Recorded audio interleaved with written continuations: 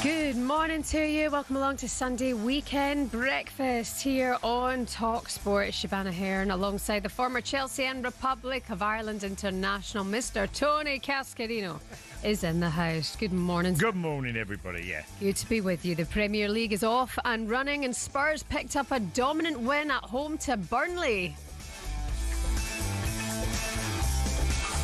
Cass was there to see how the new look Spurs got on. We'll get his thoughts on what might be to come for them. It was also a fairy tale start for Sunderland. Jubilant Mickey Gray will tell us what it was like at the Stadium of Light. It was absolutely pumping. The Black Cats triumphantly returned to the big time. And it was a very bad opening day for Wolves. They were absolutely hammered by Manchester City. We'll get all of the thoughts of that. We'll speak to Wolves fans about how concerned they are about the season ahead. We'll look back on all of yesterday's action and ahead to a massive day, 4:30 this afternoon. What are you doing? Manchester United against Arsenal. We're going to be speaking to a couple of fans looking ahead to this one as well.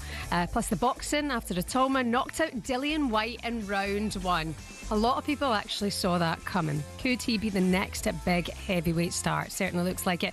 You're listening to the Weekend Sports Breakfast here on talkSPORT. Craig Pawson looks at his watch, blows his whistle, and the games begin. And they fed the ball through, and it's taken down Gordon, and Cons is going to be sent off. He's denied a goal-scoring opportunity, and usually there's loads of goals between these two. Usually the home team dominates, but not today. They've lifted the roof off at the Stadium of Light, Mickey Gray. Sunderland 1, West Ham 0. Eliza Mayenda with the header. Tottenham 2, Burnley 0. Troy Deeney is up on his feet, applauding his former teammate Richarlison. It is a brilliant overhead kick. Bang. What a finish. And a chance here for Sunderland, and they've doubled the lead. As it comes into the area, know how good Dan Bollard is in the air. Guides it into the corner. Brennan Johnson through the legs of the goalkeeper and into the bottom corner. Tottenham 3, Burnley 0. Sunderland 3, West Ham 0. And it's Isidore with the third goal. His opening day's goal. They don't get any better than this. This corner for Fulham will surely be their last chance. Oh! It's been wrapped in!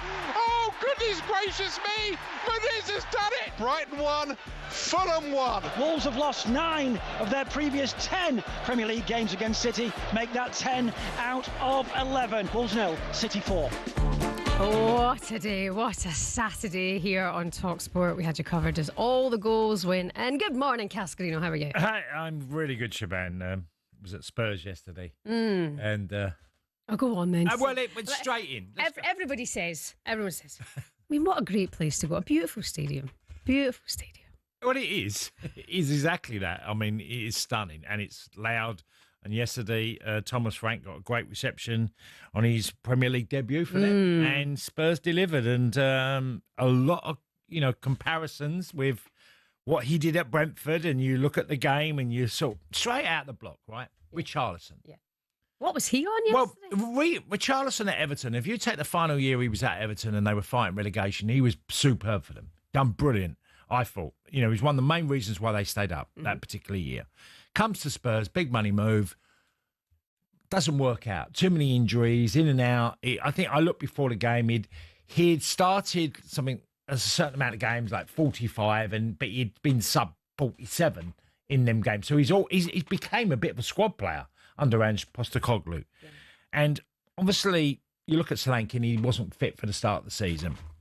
Straight out the block, especially Kudus was brilliant yesterday. Mohamed Kudus. He was absolutely at his best yesterday. He was really giving Burnley a real hard time. And his ability to find Richarlison, great finish for his first goal. Then he does the scissor kick, which was a fabulous strike for him. Yeah. But he led the line. He was fighting for things. He wasn't just, showing up for certain moments. He was leading the line, which Thomas Frank's always had a leader of the line, whether it's Ivan Toney, Vizza last year, and Ollie Watkins. He's always had that leader of a line that brings the team up the pitch. Richarlison played like that yesterday. I haven't seen Richarlison, play as well. And I'm not just talking about his goals, it's about his all-round performance. Because most Spurs fans will say, well, Richarlison, we're probably going to get rid of him. And you know what? Managers come in and immediately spotted. So you're putting that version of Richarlison down to Thomas Frank. Well, is it coincidence? No, I think you're right. I think... is it coincidence that he suddenly is leading the line? Now, obviously, the big question is, how long for is he going to be? Because yesterday, after the game, you're thinking, Solanke's got a real problem getting back in his team. Because Thomas Frank's not going to play the two of them together. He's going to pick Richarlison or Solanke. And what we saw yesterday with Richarlison was a proper centre-forwards, performance where, yes, he gets the reward of his goals, but he made the team. And there was a few others in there. Tottenham are not going to concede so regularly as they were. They were too soft to play against far too often in the last 18 months, 2 years. They were too easy to play against. And yesterday, okay, it's Burnley. But last season, Ipswich went to Spurs and won, in the league. Leicester went to Spurs and won. So it might have only been Burnley, but they went and ended up winning 3-0 comfortably. Yeah. There was a lot of good things. It's not suddenly Spurs are going to be a top 4 team. I think that's still a massive challenge.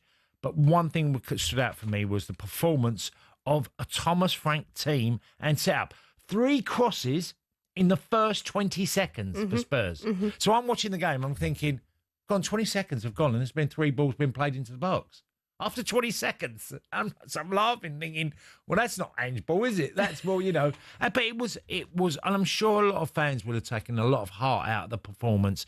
And you can say it's only Burnley. I felt sorry for Burnley, by the way, because Scotty Parker's got one hell of a job to do because they are going to find it hard to be competitive. Of course they are. I mean, it's so difficult coming up. They're really going to have to strengthen between now and the window closing, otherwise they will. Well, they're sadly going back down. I had the programme before the game. Yeah, you said Spurs have named 29 players on the back of their programme. Burnley had 34. Well, they had 36, but 2 of them were not registered. So they had 34 compared to Spurs' 29 players on the back of the programme. And I'm thinking, people like Ashley Barnes are on there and, players that have been there before. And I remember thinking, wow. They've got a huge squad, but I think Scotty Parker will know he needs a bit more quality in there. Yeah, he's got a lot to sort out, to be fair to him. Let's talk about Thomas Frank, shall we? You touched on Mohamed Kudus. We'll come to him in just a second. But obviously joined Spurs this window and was exceptional yesterday for Spurs. But we heard from Thomas Frank after the game on what's to come in the rest of the transfer window. I'm very happy that we won today, and then it will not change that. I will focus on the next game. Not before Monday, to be fair. I think tomorrow I'll just relax. It'll been some really busy weeks. So I'll take a good glass of red tonight, enjoy it, and then Monday we look forward and then we'll do everything we can to beat City next Saturday. Just last one from me. In terms of new signings, are you close to getting anybody over the line? We are in the market. Daniel, Johan and Vinna are working very hard. If we can, we'd like to improve the squad, but we all want players in that we think can improve us. A nice glass of red, my kind of guy. Me and Franco would go on, me and Frankenstein. Tank the Frank. Listen, no Eberechi in the Palace squad today playing Chelsea. Yes. It looks like this then is happening. Do you think it's going to be Eze to Spurs? And what do you think about Spurs then as a thought? Well, Brennan Johnson played on the left yesterday. Normally he's on the right and he got himself a goal. He's more direct and wants to get behind like he did for his goal. He got in the centre forwards position and finished it brilliantly. Tottenham's top goal scorer last year. I think Eze just gives you a new dynamic. Oh, yeah. He's such a gifted player. He eases through games. with his technical ability.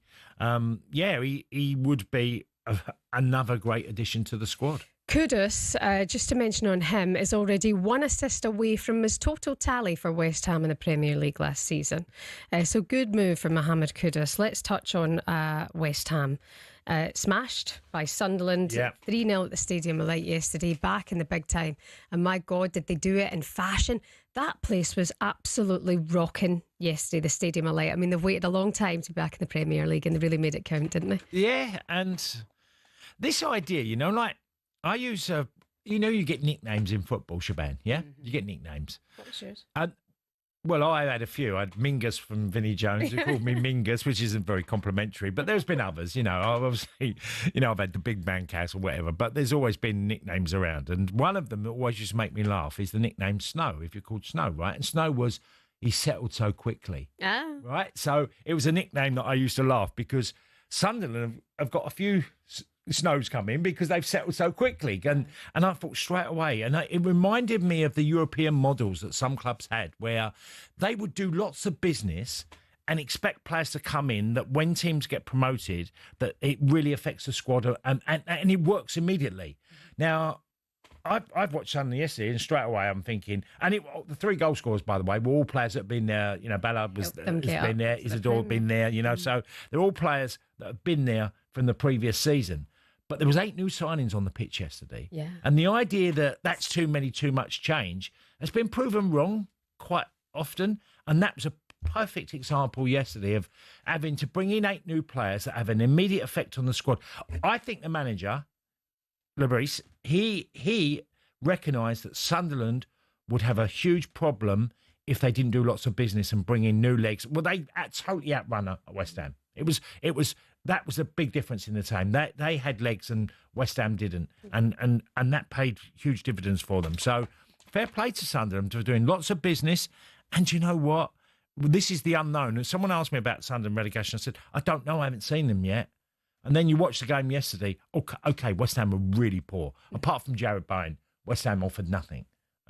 So on Sunderland, they were scarily good because of how much running power they've got. Yeah, you can't take it away from a young, exciting squad as well. With Xhaka in there, you see the idea bringing in Xhaka, a bit like Henderson's gone to Brentford. Mm-hmm. Them ideas of going, we've got young players, we've got lots of legs. Let's add a bit of experience in there. I agree with you. Villa and Newcastle was a goalless draw. We'll touch on that very soon, as was Brighton and Fulham. That ended 1-1, last-minute goal for Fulham there, just to break the hearts of some Brighton fans. And as we say, Manchester City battered Wolves as well. We'll discuss these results in more detail very, very soon. You're listening to the Weekend Sports Breakfast here on talkSPORT with NordVPN. Cybersecurity built for every day. You can find out more at nordvpn.com/talkSPORT. Morning.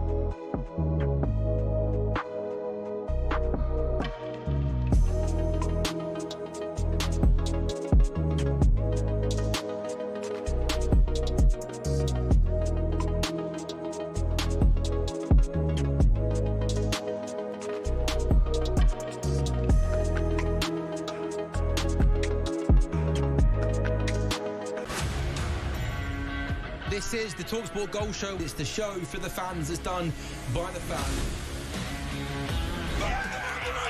Yes!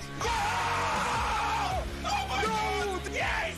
Yes! Yes! He is an unlocker of defences. If you've got a problem or something to say, You don't have the right to say anything about Tony. I do. this nonsense kills the game.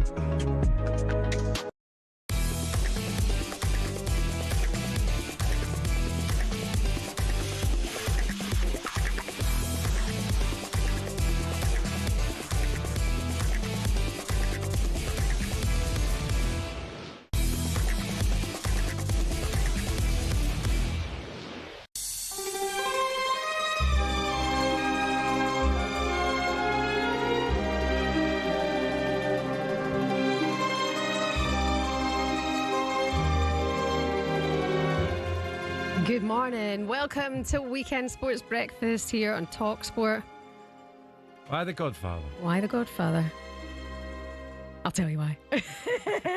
Well, The Godfather, it's because One or Robert two De or Niro three? celebrates his 82nd birthday today. Is he really? 82. Wow. Yeah.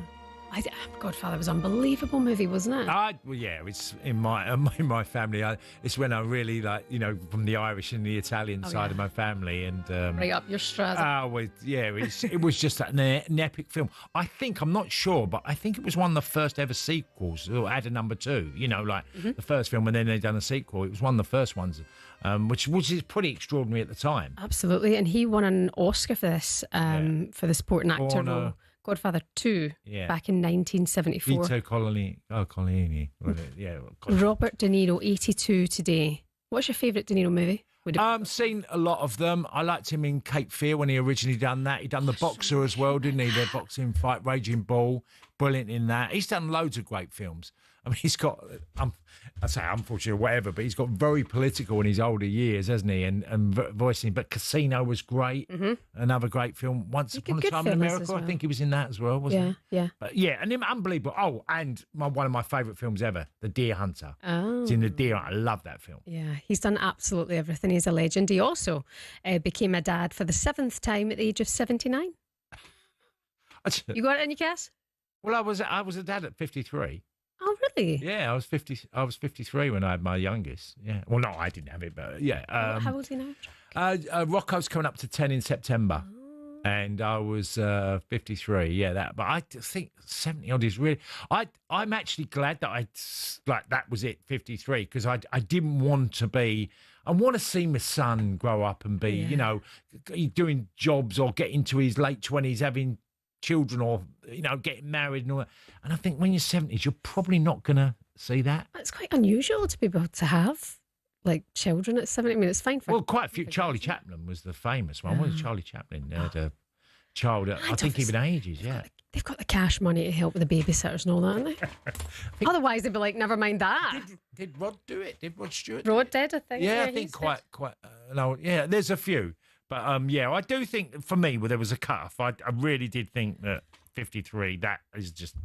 And all my mates laughed about it because they found it hilarious. And, by the way, it was my 7th, so...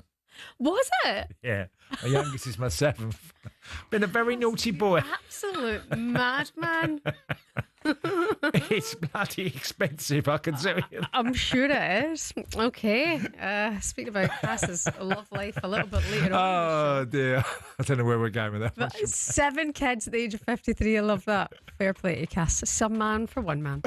Let's chat a little bit more about yesterday's action in the Premier League. We touched on Aston Villa against Newcastle. The lunchtime kickoff, a point each. I mean, we were really up for this game. It was a little bit of a damp squib. Is that fair to say? What, the Aston Villa game? Yeah, I watched it. I was watching it live because I was at the Tottenham Stadium.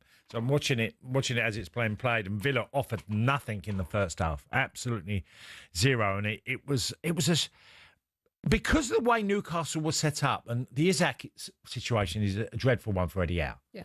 Let's get it right. You know, Eddie Howe's playing Anthony Gordon centre forward, who's a willing runner, wants to chase things, will get on them, one-on-ones if possible because of his pace. Anthony Elanga had a great chance early on in the game to make it 1-0 to Newcastle. They had all the play really in the first half, Newcastle, and were the better team. Villa struggled. They really just struggled to get anything going in the game. Better second half, but still not really enough. Well, in terms of it not being very exciting, there was a little bit of a spice towards the end of the game. Newcastle fans were heard chanting about Isak being greedy, and the Villa boss, Unai Emery, caught up with our commentator Sam Matterface, and that got a little bit tetchy. Talk to me about that. First 45 minutes because it looked as if Newcastle were on top and creating a lot of chances. What did you put that down to? A lot of chances. Yes. 3 or 4 chances. 3 or 4 chances. Yes, 3 or 4. Yes. It depends how you are. How is your opinion about the chances? They had 8 shots. These two on target. I remember 2. Okay, it's good. They play good. Yes. Did you think your team started well? The first half. Do you want my analysis? You are going to do analysis. I'm asking you to explain. You are doing the analysis. You are not asking me for my analysis. You are not making question for me. So what would you like to say about your team's performance? Because after a tough first half, were you happy with the way that they performed in the second? Okay, I'm going to answer that. My opinion, not yours. The first half they played better than us. We weren't dominating the match like we planned. The second half, we started the 50 minutes completely different. But after the red card, the match changed completely, and we needed defensively get the commitment had the players to do, and then we draw, and of course we had to accept it. That was fun. Yes, that's my analysis. It's funny when you see a manager get riled by a commentator like Sam. Sam's asked a valid enough question. Unfortunately, off the back of a draw, and I'm sure things behind the scenes are not quite as right. They haven't been able to do the business I'm sure Unai Emery would have wanted, and he's gone after Sam. He's gone. He's nearly basically saying, "Well, you tell me what you think, and that's it." That's right. And look. It was a difficult second half because they went down to 10 men, Villa. But Sam, he'll be in this position a few times in his career because when you ask a coach, manager, stroke, even a member of staff, that if they take it the wrong way, they're going to come after you, and it can feel a little bit awkward. And yet, he hasn't really asked anything wrong. Yeah, he hasn't really said anything. Well, the fact that he's given his opinion, Unai Emery doesn't like that. It's just asked me the question. Yeah, but it's a fair question because if you're looking at factually and you're looking at it and watching it, you're thinking, well, yeah, you were poor in the first half because I'm saying it on air. If Unai Emery's sitting here, I'd be saying the same thing. It was poor. What were the reasons why? Villa couldn't get anything going. Yeah, some breaking news actually here at talkSPORT. Sam Matterface has been banned from Villa Park moving forward. I'm kidding. Jeez. Well, I was a bit soon, and I wasn't really ready for that. 6:26 in the morning, Shebahn. He's been banned. He's done. You're done, Sam. Pack your bags. He might get a warning along the way. Yeah, no, it was quite funny though. I was in the kitchen yesterday when that came on, and I did have a giggle to myself. I nearly texted Sam, but I thought, okay, I'll leave him to it. It's probably getting inundated. But Wolves as well, beaten by Man City 4-0. Erling Haaland was absolutely stunning yesterday. He got a brace, but also it was Thierry Reinders who stole the show. Pep Guardiola full of praise for the new signing after a starting performance. Yeah, a lot, but not just today. So Palermo played really good. He's a typical player that we will need in the Premier League. Is perfect, and it's an incredible good sign for us. Work ethic with holding midfielders, occupying a lot of spaces, and after with control with the ball, his movements in, especially in behind, is who like to attack a lot of space, score goals. So, yeah, really pleased. Pep there, that run from Rangers and also that performance from Erling Haaland. Looking good. Maybe estimated. Look, let's get it right. Kevin De Bruyne was a fabulous player for Erling Haaland. Yeah. Erling. He was a fabulous creator, chances, and Reinders looks like immediately, and I said again about players settling in him and doing the job, looking like he's had a massive effect already. Yeah. That yesterday, Erling Haaland would be delighted. Absolutely. He knows he's going to get chances. Yeah. And not just Reinders, others. Yeah. No, they looked so promising. Wolves, on the other hand, looked at very poor. We're going to speak to Wolves fans very, very soon after that defeat to Manchester City. Are they concerned about the season ahead? I'm sure you are after that opening result. And how are you feeling after yesterday? 03717 22 33 44 is the number. Good morning, this is talkSPORT.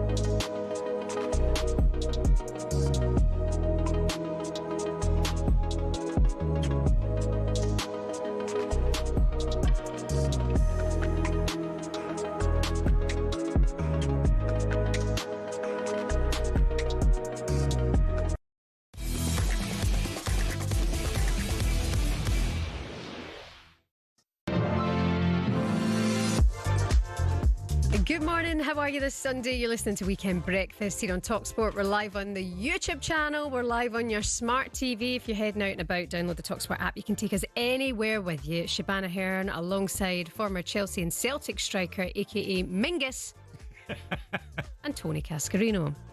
Very good to be with you. Apparently it's a character in a film. I'll need to look it up. Yeah. We were just hearing about that lady in Belfast, 97. Yeah. She's done 250 park runs. Yeah. I couldn't even tell you where the nearest park is. Take my missus does park runs Saturday and Sunday every weekend. She started doing the couch to 5K. Oh, yeah. And I thought she meant she was getting off the settee and going shopping. To spend 5K. Yeah. But she does it every time I go in there, she's like, I beat my record, my PB, look, me, because it's all documented. Everything, is documented it's on on the these park app. runs. It's a great idea. My son does it as well. They go together Saturdays and Sundays because obviously I'm working. But my missus is trying to convince me to do it from couch to 5K. I said I'll give it a go, but just not yet. When then? Do you need to be 97? No, yeah.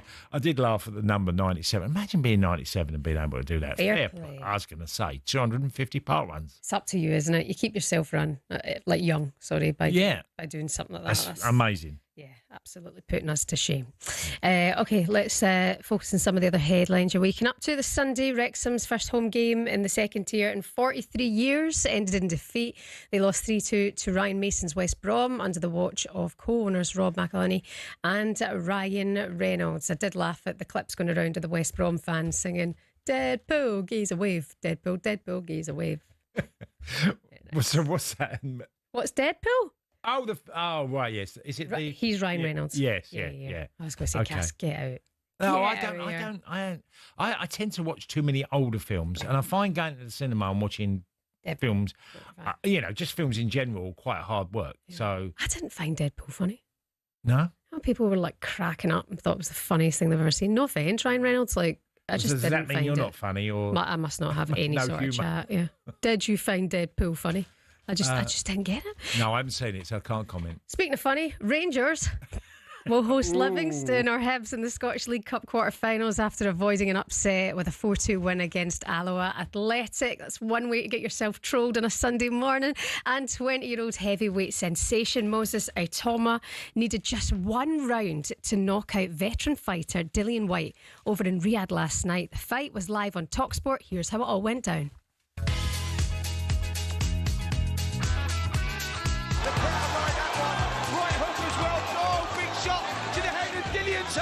He's got his gloves up, he's about to go down, is he? Here comes the big attack for Aitoma. White trying to cover up, trying to survive. Good left hand and the body shot. He's stumbling along the ropes, he's not gone, not yet. He takes the right hand, he goes down. He might have gone now. Is he going to be able to get up? In the first round, Dillian Whyte is struggling to his feet and the referee says it's all over. It has finished in the first round, and Moses Aitoma gets the dream victory.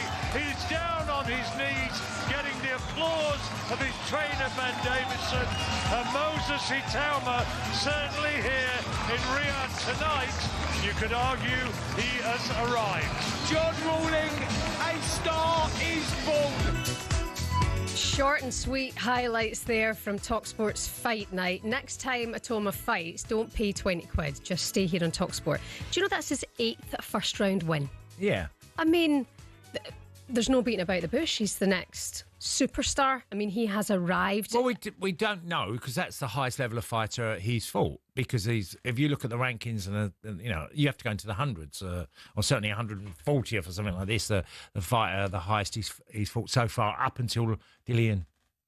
And I mean, this is a big payday. Would you see retirement now for Dillian White? I don't see any other option for Dillian. Yeah. I just think I look now, and he's had a couple of fights in the last 2 or 3 years, 2, maybe 3 fights against not anybody notably an opposition that would be scary to him.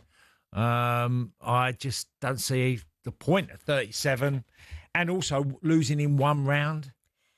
You know, it's. Yeah. I didn't think it was a fight yesterday. I thought it was a bit of a mismatch, because Toma's going to be one hell of a fighter. We know that, and he is a knockout specialist. But he's got to go and fight. He got to go up that ladder, and it started with Dillian White. Who would you like to see him against next? Well, it's whether he might fight Joseph Parker along the way. Yeah. I think Usyk will be probably within another year or so. His manager, spoke afterwards and sort of mentioned that even within the next year that Usyk could be the target.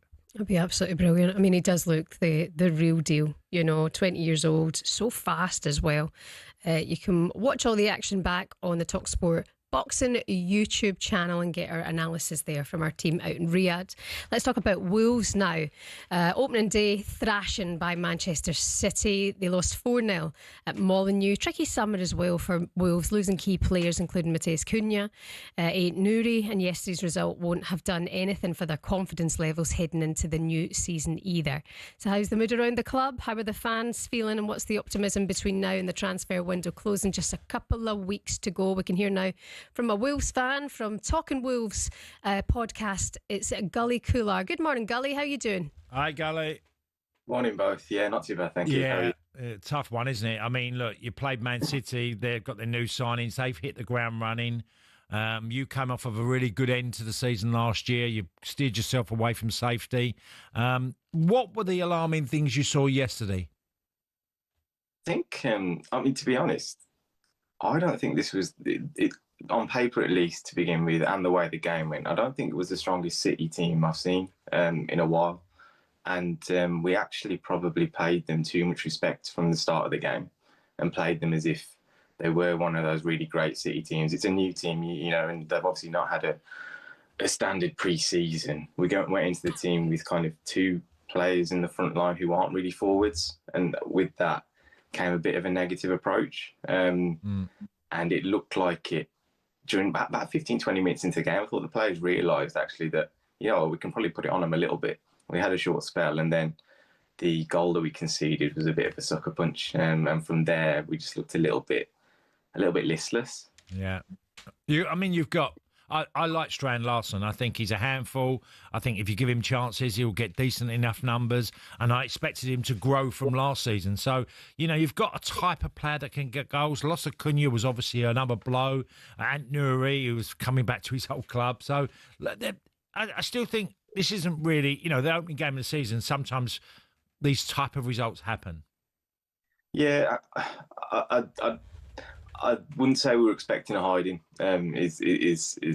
Despite the fact we've obviously lost a lot from the team, and you talk about Strand Larsen, he is the only reliable goal scoring presence we can kind of count on at this moment in time, and he is incumbent on receiving service as well. Now, the real kind of regular pipeline of chance creation was Cunha and Nouri as well. So we haven't just lost the fact that they were prime, like top class footballers. The productivity was that's where it came from, down the left side of the pitch, and it doesn't look like Muller-Wolf, who's coming to replace Nouri on first glance, is going to be able to provide that kind of output. But Cunha obviously was always going to be a big shoes to fill for anyone. What about your keeper, Sarr? Because a lot of questions last year, lost his place, got back in, starting the season. I'm not his biggest fan. So I like it from a Wolves fan like yourself, who is going to tell us exactly how you see it with your goalkeeping situation.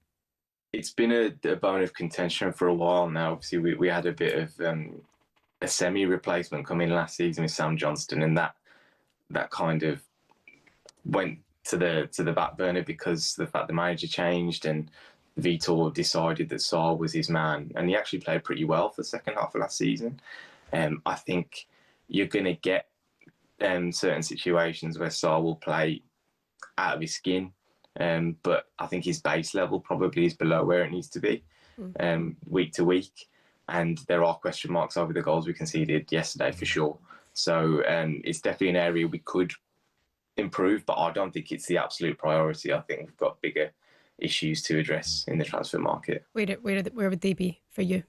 I think we need another forward who can take some of the burden off Strand Larsen. Not necessarily a striker, but someone who can fit into those roles next to him. But we need to try and embed the likes of John Arias into the team as well. And Joao Gomez and Andre have no real reliable alternative at this moment in time. They're top-class players themselves, but we have no one of the standing of those two could come in as and when they get inevitable suspensions and injuries. Golly, the fan base were wonderful yesterday, and the tributes to Diogo Jota as well. It really was beautiful. You walking fields of gold and the Tifo that come down. Must have been emotional paying tribute to him as well. Oh yeah, absolutely. I think that was the one thing, because we haven't had the most exciting pre-season. I think that's the one thing people were looking forward to, the opportunity to pay respects. Obviously, at the time of his death, being a Liverpool player, the narrative has been mostly around that, but Jota meant so much to us. He was the guy who really drove us from the Championship all the way up into Europe. He's a guy who scored 2 hat-tricks consecutively for us in the Europa League in 2 games. And there's things like that you'll never, ever forget. Yeah. And as a player, he really symbolised an era of hope and, success and what we could have been. And I think the fans felt that a little bit as well during the game. Very well said. Just before we let you go, Gully, you think you'll be okay this season? I'm not that optimistic at this moment in time. I think we have a transfer market issue that we need to resolve, and then we can probably consider it. All right, well, fingers crossed it can get better. Away to Bournemouth in the next game as well. Gully Coular from Talking Wolves, thank you so much for coming on this morning. Enjoy the rest of your Sunday. Coming up next, we'll discuss Eberechi Eze as he closes in a move to Spurs. He's not going to be in the squad against Chelsea today for Crystal Palace. You're listening to the Weekend Sports Breakfast here on talkSPORT with NordVPN. Get your talkSPORT exclusive offer today with 72% off a 2-year plan and an extra 4 months free. Terms and conditions apply. You can find out more at nordvpn.com/talksport.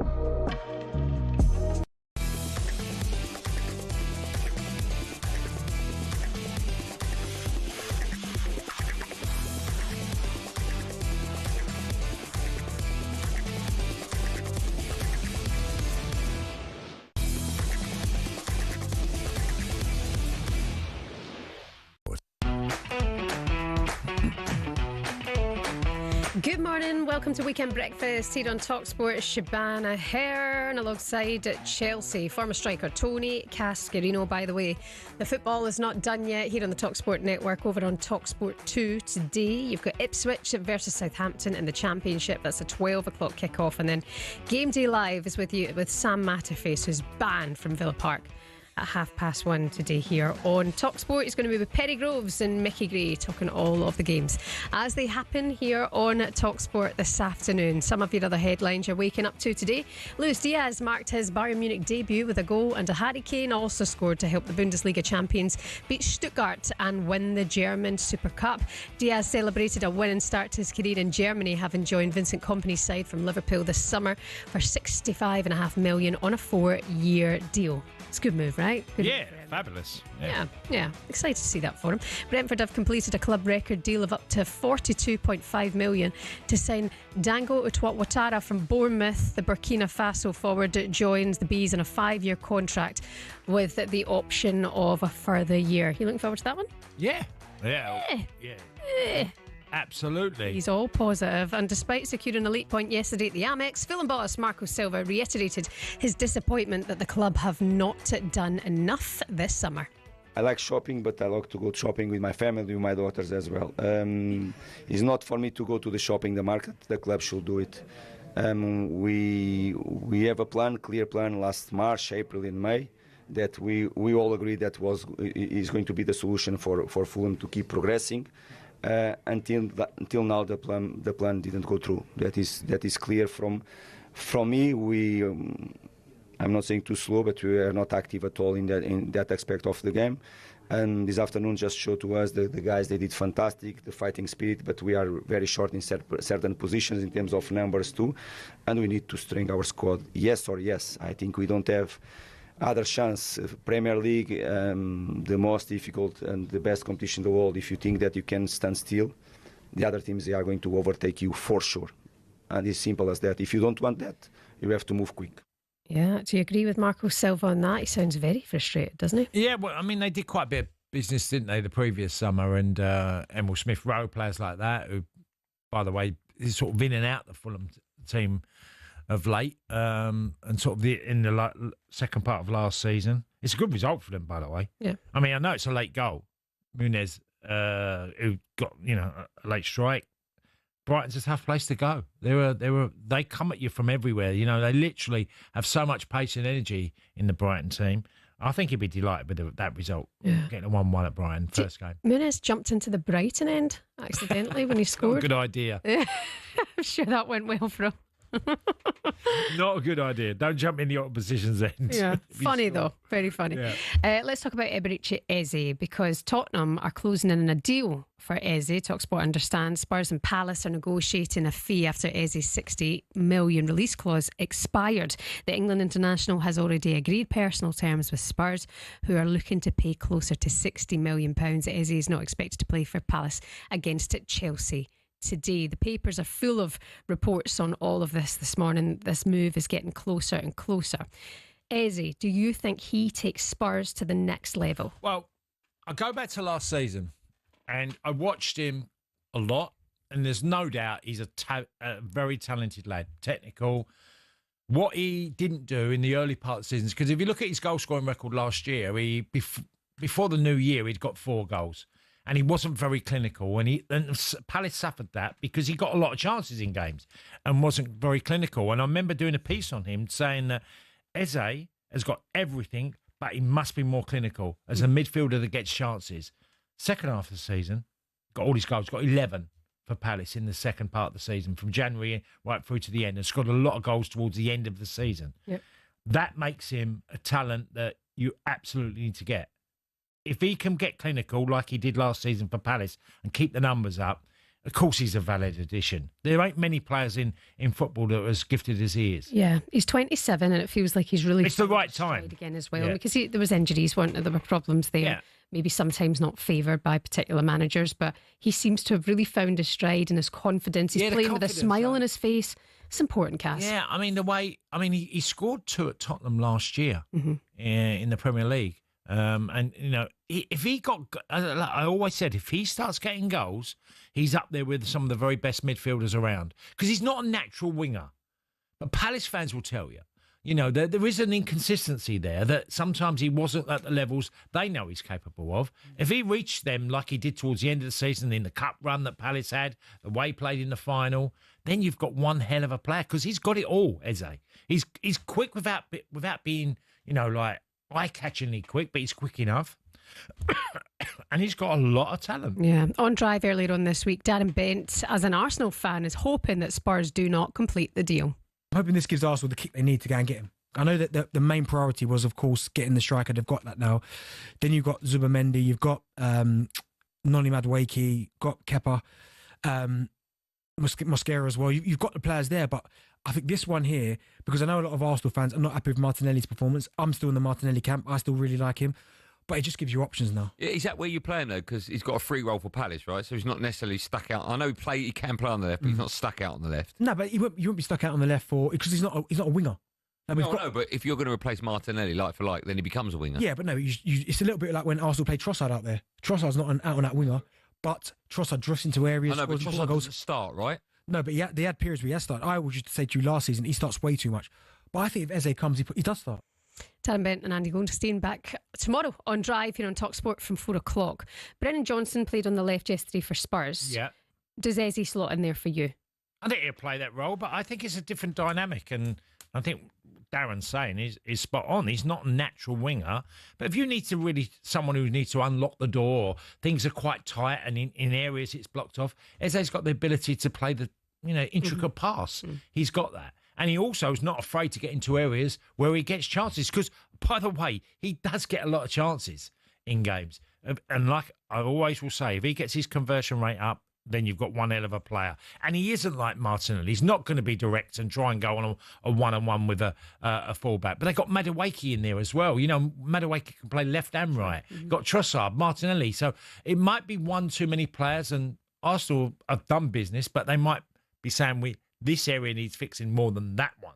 Yeah. And I think that's why Tottenham might have the lead on this deal. Of course. I mean, a couple of weeks to go in the transfer window as well. Just if Eze is to leave Palace and that deal does get done to Spurs, Oliver Glasner's got his work cut out for him because, I mean, Mark Guéhi still might be on his way out the door as well. He's lost some big players, hasn't he? Yeah, I think their model's been really good, though. Has been. You know, you can't come... I said yesterday, Shebahn, that the clubs that get their transfer activities done brilliantly well, and you've got to throw Palace in that because they've had to reshape. They lost Anderson, they lost Olise, you know, they've lost others, Zaha over previous seasons, and they've always seemed to manage and carry on. And I think Eze will, of course, it's a loss to them, but they still reinvent themselves. And look, Palace have done brilliantly in the market over the last few years. Yeah, no, they absolutely have. You can find out the latest on this Eze situation because they're away Palace to Chelsea today. You have all the updates, 1:30 here on talkSPORT on Game Day Live with Sam Matterface. You're listening to the Weekend Breakfast here on talkSPORT with NordVPN, cybersecurity built for every day. Find out more at nordvpn.com/talkSPORT. Coming up for you in the next hour, we'll discuss Newcastle after their fans turned on Alexander Isak yesterday, and we'll also cross to the northeast on a better day for rivals Sunderland.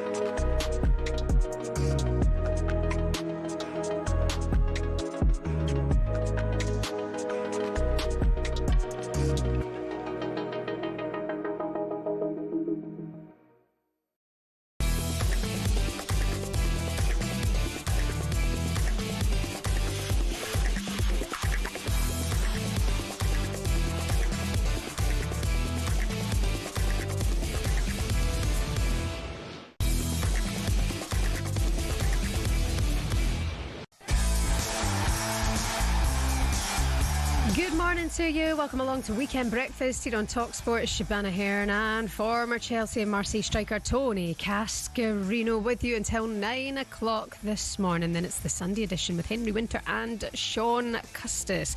But the Premier League is off and running. Spurs picked up a dominant win at home to Burnley. Fred Johnson, who scored so many big goals last season, has just got his name on the score sheet. Welcome back to the Premier League, Burnley and Scott Parker. It was also a fairy tale start for new boys Sunderland. Sunderland 3, West Ham 0, and it's Isidore with the third goal. My goodness, his opening day's goal, they don't get any better than this. Sunderland 3, West Ham 0. We wonder how the West Ham fans are feeling this morning. You can let us know. We'll get stuck into that game later on this hour. And Moses Atoma made it 13 wins out of 13 after he stopped at Dillian White in the first round over in Riyadh last night. Dillian White is struggling to his feet, and the referee says it's all over. It has finished in the first round, and Moses Atoma gets the dream victory. The fight was live for you here on talkSPORT. Don't spend 20 quid next time. Just stay here for us. Now, let's look back at the action yesterday at Villa Park between Aston Villa and Newcastle. Newcastle failed to score without one-away striker Alexander Isak as they were held by 10-man Aston Villa.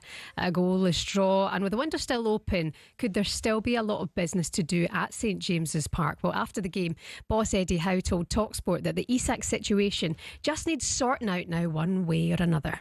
We are active in the market, but I think you could see today, let's just look at what happened on the pitch. Anthony Gordon played very well today as a centre forward. I thought he looked lively, he had chances. He's induced to sending off with his pace. Will Asula came on, looked bright. So I would rather focus on those players we have here. I'm sure everything off the pitch will take care of itself, and we'll find out where we are pretty soon. So you're in no rush to get the situation resolved. You're quite happy and confident with what you've got at the moment. I didn't necessarily say that. I think no, we're keen for a resolution, because I think the consistent noise around the team, that's not healthy for any team. We're aware of that. We would like closure on it, but we're not in control of it. Speaks so well, doesn't he, Eddie Howe, to be fair to him. It has to get sorted out, Cass. You know the amount of pundits here on talkSPORT all throughout the week who are saying that the dressing room, the rest of the players will not be affected by this. It doesn't affect players, it's the game, it's the business they're in. Do you think it's going to the point now where the fans are kind of turning on him in the stands that there's no way back for Isak? Yeah, well, fans will turn, because they expect loyalty from a player that represents their club, wears the shirt. He's become a cult hero up in Newcastle. Totally. And, how he settled, how he got goals, the type of player he is, and that the vultures come hanging over and clubs are going to look at him, some of the biggest and the best. And Eddie's right. The only person that can solve this now is Isak. It's the only person now, because he's got to decide that if he wants to be a footballer again for Newcastle, and he obviously has made that quite clear that he wants to go and play elsewhere. But if there's no solution to go, as in Newcastle don't accept, or they turn Liverpool down, or any other club, that he has to come to terms with that. He has to get his head round, because you can't. The last thing you can do, and I said that, there's loads of us who think this in football, players who have played the game, you never ever strike. You can't do that, because you've signed a deal, you must honour it, and whatever reason you think, whether you think you've been unfairly treated or not, you have to play football. You're paid to do that, and going on strike is not an option. So if I was his representative, I'd be saying, whatever you do, don't cross that line, because you will lose everybody. You might even lose Liverpool fans be going, well, maybe he might join us, and if he doesn't get his own way or things don't go well, is he going to go on strike for us or not refuse to play? You've got to be careful. Surely his representatives have said, here's what you're doing. I mean, I'm no business expert. You can't force a move, though. I agree.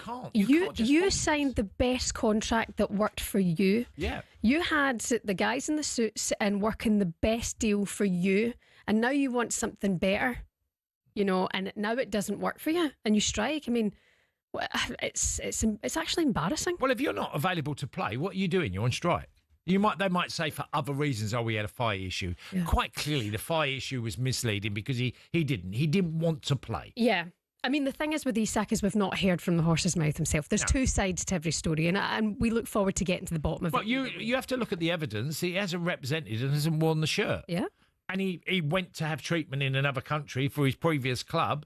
You know, he reported back to Newcastle. And since he's come back, we've heard nothing but negative vibes. Yeah. Eddie Howe will be desperate to get him. You only have to watch the game yesterday. They missed him enormously. Yeah. You know, they're a better team with him in it. We can talk to podcaster now from NUFC Matters, Steve Wraith. Good morning, Steve. I mean, you can hear our frustration with the Isak saga. I mean, this has to get sorted out. Sorry, Steve. I'm probably stealing half your thunder there, but the frustration from you must be, like many Newcastle fans, this has to come to an end, what is going on. Yeah, I mean, look, it's been a summer of discontent for Newcastle fans. We've been very, very disappointed with what's gone on. And of course we have. Alexander Isak has been our talisman, our top goal scorer for the last couple of seasons, and been a fantastic player to watch. And of course, let's not forget he got the winner in the Carabao Cup final, our first domestic trophy for 70 years. But one player doesn't make a team, not even Alan Shearer. Was bigger than Newcastle United, and he will admit that himself. But it's been disappointing. And Tony, I completely concur with you. You know, yesterday Newcastle missed that cutting edge up front. Anthony Gordon and Anthony Elanga both gave it their best shot.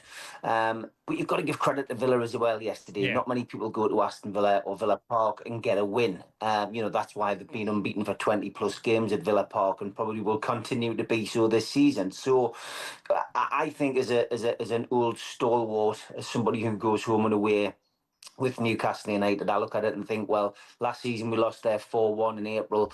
This season we've managed to get a 0-0 draw, not concede a goal and come away with a point. So all is not doom and gloom at the moment, but with the Alexander Isak situation, it is very disappointing, and it's lack of communication. It's communication which football fans per se thrive off. We need to know what's going on, and maybe sometimes you're just not allowed to know what's going on. But one thing's for certain, by the time we are all sitting having our cup of coffee and porridge on the 2nd of September, once the transfer window is closed until January, we will all know where Alexander Isak is going or where he's not going, and it'll have to be resolved by then. So there's nothing we can do until we've played Liverpool and Leeds, and then we can look at it and say, right, Alexander, what's your next move? Yeah. I mean, it's the frustration and not knowing, I guess, considering it's rumbled on so much. Do you want him back? Would you happily accept him back just to keep winning? It's a tough one, isn't it? Because, again, we have a lack of information from all of our sides. We don't know what's going on with Alexander Isak's agent or with him personally, where his head's at. And we genuinely think that, you know, if he did pull on that shirt again, that number 14 shirt, and he scored a goal, football fans in general are always very fickle. We make our decisions on, you know, let's say he has a hypothetical situation, but let's say Alexander Isak gets his head sorted. He's reintegrated into the team this week by Eddie Howe, and he finds himself in the squad against Liverpool on that Monday night football match, and he comes off the bench and scores the winner. I'm sure Newcastle United fans will be delighted, and that will be the end of that. But it's, in Steve, the words of the late great Greaves, it's a funny old game. Look, there's some clubs that, you know, you look at and you go, do you know what? Newcastle, they love a hero, from Jackie Milburn to Alan Shearer to Malcolm McDonald and many others. And he's sort of, okay, he might not have achieved as much as them, but he's got that goal in the cup final that was obviously pivotal to Newcastle last season. And you sort of think, how could you not want to embrace that and keep that? And not, you're prepared to lose all your legacy by just really, you know, slamming your feet down and going, Nah, I want to go elsewhere. I just don't understand it. Yeah, it is a strange situation. I mean, as a podcaster and as broadcasters yourself, I guess you do look into the background of players, but you also look into the background of agents, and it doesn't take a Hercule Poirot to go and search the internet and find that this agent has had maybe a situation like this developed before in the past. So, you know, maybe there is room for manoeuvre for Alexander Isak. Maybe he could come back into training this week with Eddie and the team, and maybe he can make his peace with the team, and maybe there could be a situation that's resolved. It doesn't at the moment look like Liverpool are going to come back in with another offer. but things can change in the next hour or 2 hours. And if they come back in with a bigger offer, then maybe Newcastle will be tempted. And it all depends as well on who Newcastle can get in. We had to let Callum Wilson go. He wouldn't pay on a pay-as-you-play contract. And we need 2 forwards in. We don't need 1. So let's, there's a similar situation brewing at Brentford, isn't there? We're led to believe with Wissa. So if Wissa comes through the door, Newcastle still need a world-class striker to come in. We need 2 strikers if we're going to play on all fronts. Yeah. Also, I look at Ekitike at Liverpool, and Newcastle must be thinking, "Oh gosh, what happened?" Because this is how it was all big. It seemed like a big pawn in the game in the end as well, didn't it? Steve Wraith, feel your frustration this morning. Let's hope it all gets sorted out. Thank you so much, Steve Wraith, here from NUFC Matters podcast. Don't forget, by the way, next Monday, live for you here on talkSPORT, Newcastle against Liverpool. That is going to be an absolute cracker. Also later today, West Ham Vice Chair Karen Brady will be joining Sean Custis and Henry Winter on the Sunday edition. She's going to discuss the club's transfer window, PSR regulations, and yesterday's game at Sunderland. That's interesting. I just saw her Instagram on the way in today. Apparently she's had something done to her arms, which means that she can wear short sleeves again. Some sort of... Oh, right. Yeah, which I wouldn't mind getting as well. Hi, Karen. Never mind West Ham's business. What's you had done to your arms? Baroness Karen Brady, 9 o'clock here on the Sunday edition with Sean Custis and Henry Winter on talkSPORT. This is the Weekend Sports Breakfast with NordVPN, cybersecurity built for every day. You can find out more at nordvpn.com/talkSPORT. Good morning.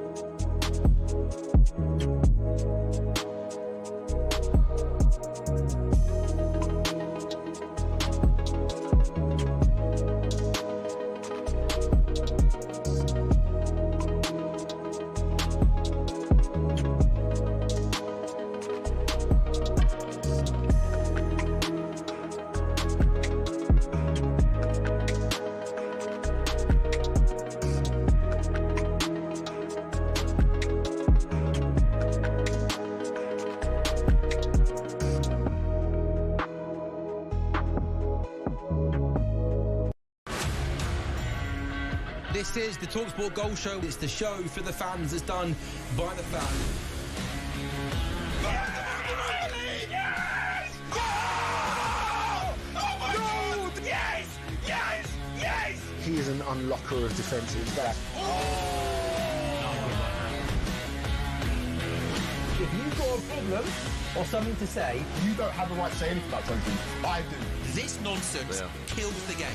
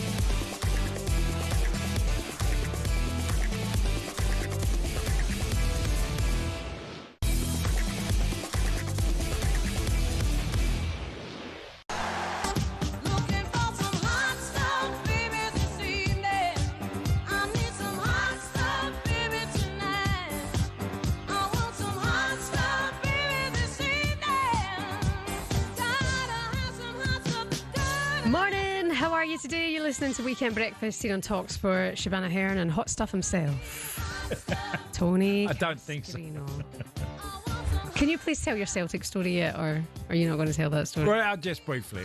It was quite a funny one because I did a dinner up in Scotland, and a Celtic dinner, as you know, they can be pretty full on. And I didn't have my greatest time in Scotland, but it was funny.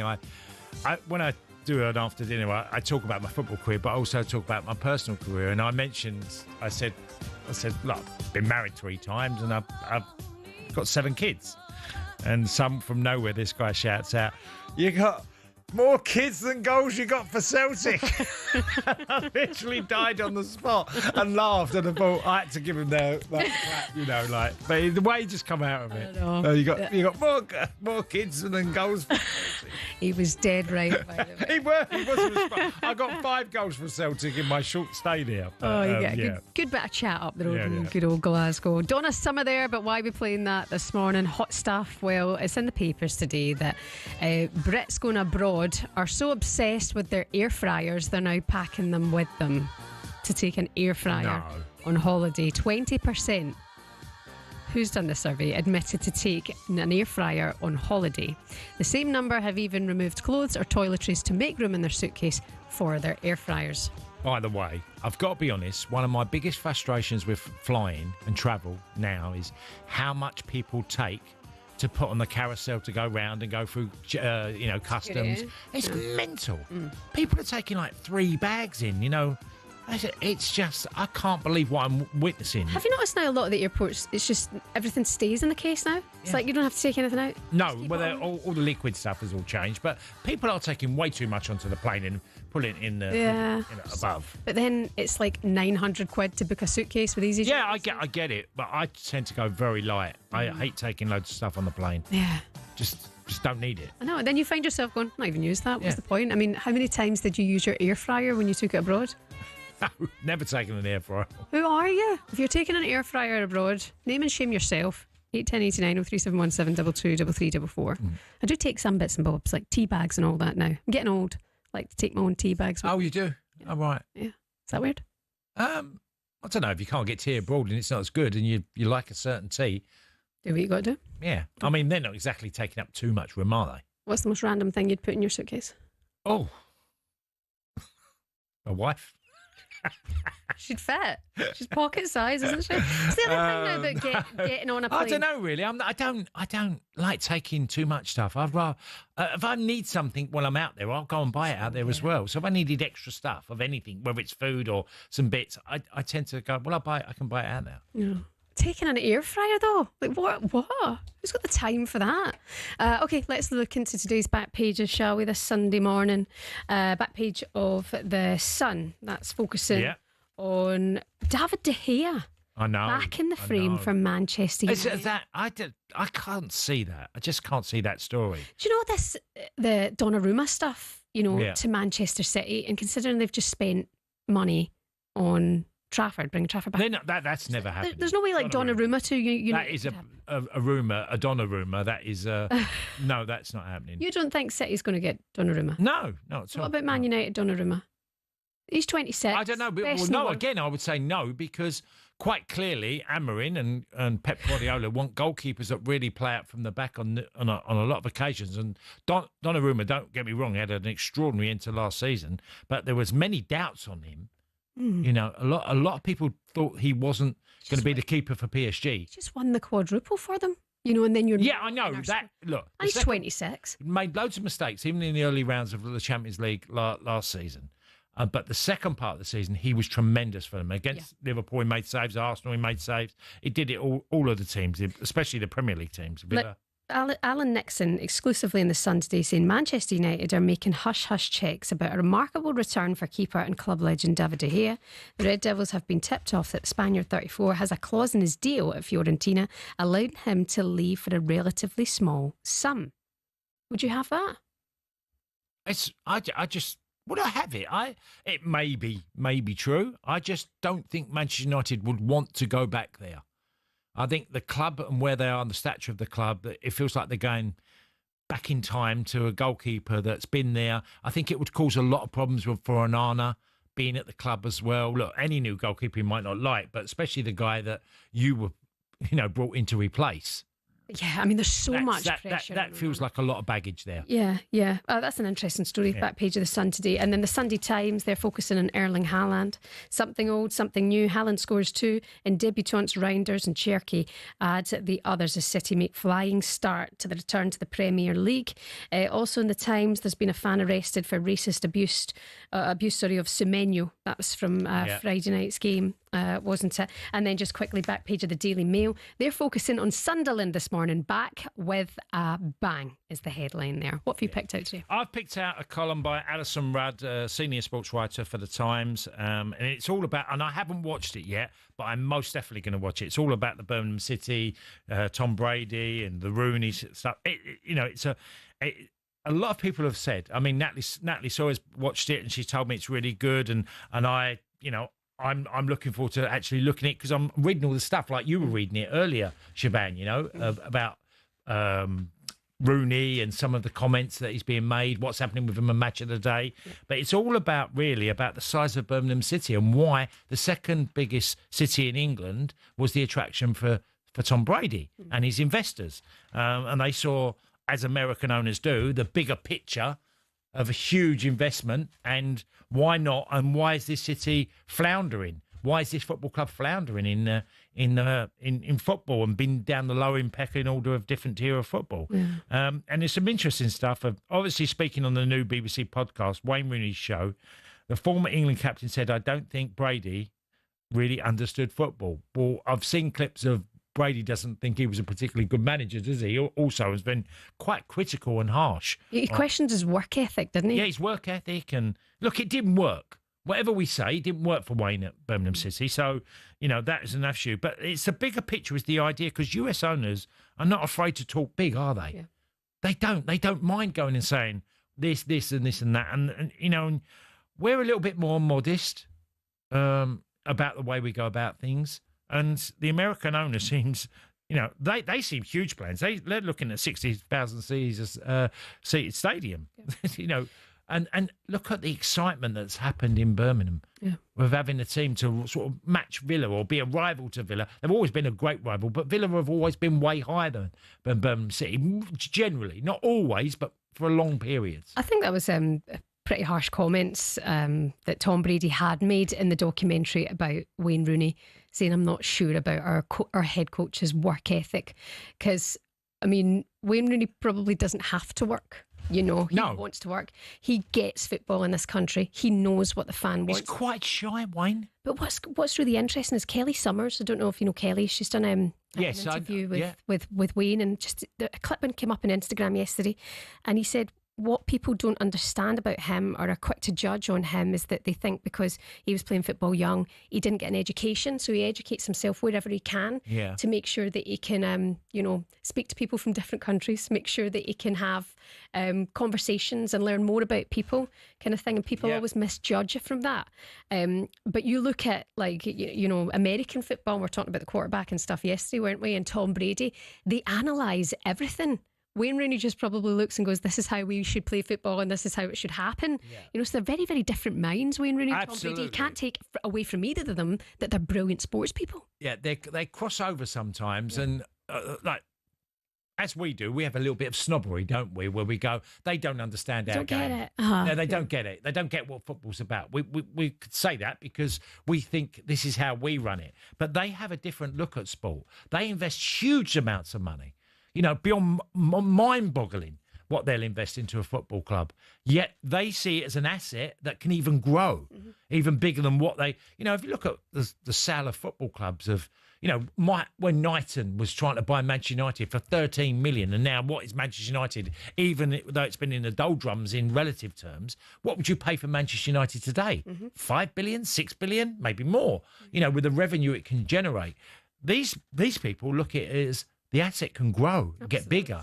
And that's exactly Alison Rudd's headline in the Times today. So what if Brady does not know the offside rule? He gets business. You can't take that away from him either. Birmingham's on-field success continues, by the way. They were 1-0 down heading into stoppage time away at Blackburn yesterday. It turned around to be a 2-1 win thanks to Jay Stansfield, worth every penny. Penalty in a winner 8 minutes into added time from Lyndon Dykes as well. The game was live for you on talkSPORT 2 yesterday.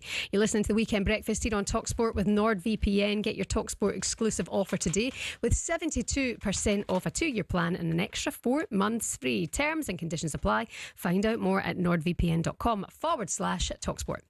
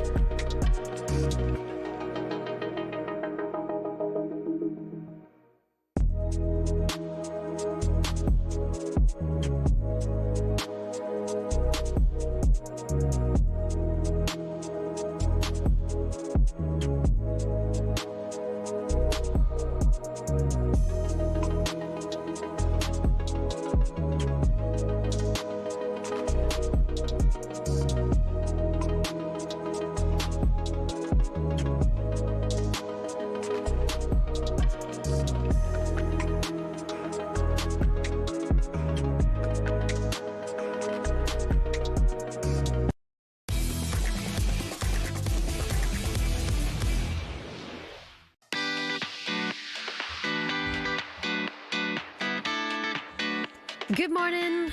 Welcome along to Weekend Breakfast here on talkSPORT. Shebahn, Aherne, and someone knows how to shampoo and set. Tony Cascarino.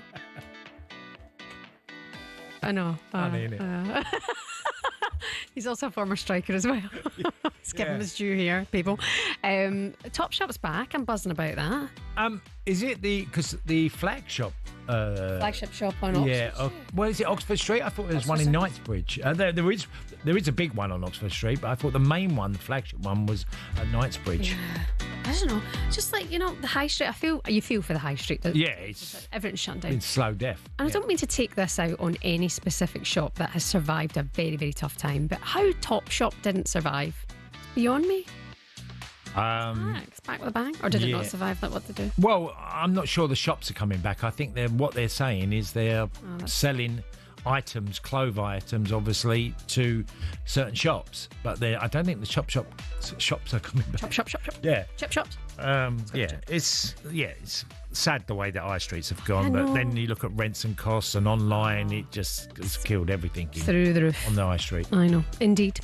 Some of your headlines this morning, by the way. Marcus Rashford made his competitive debut as Barcelona started the La Liga defence with a 3-0 victory at 9-man Mallorca. Nottingham Forest have completed the signings of Amara Hutchison from Ipswich and James McAtee from Manchester City, both. Yeah, two good young players. Very good. Yeah. McAtee, great opportunity for him. And you look what Hutchinson did at Ipswich, and obviously was one alongside Delat, done really well at Ipswich. So good opportunities for them. Forest have Brentford today. Keen to see how that game will go for both sides.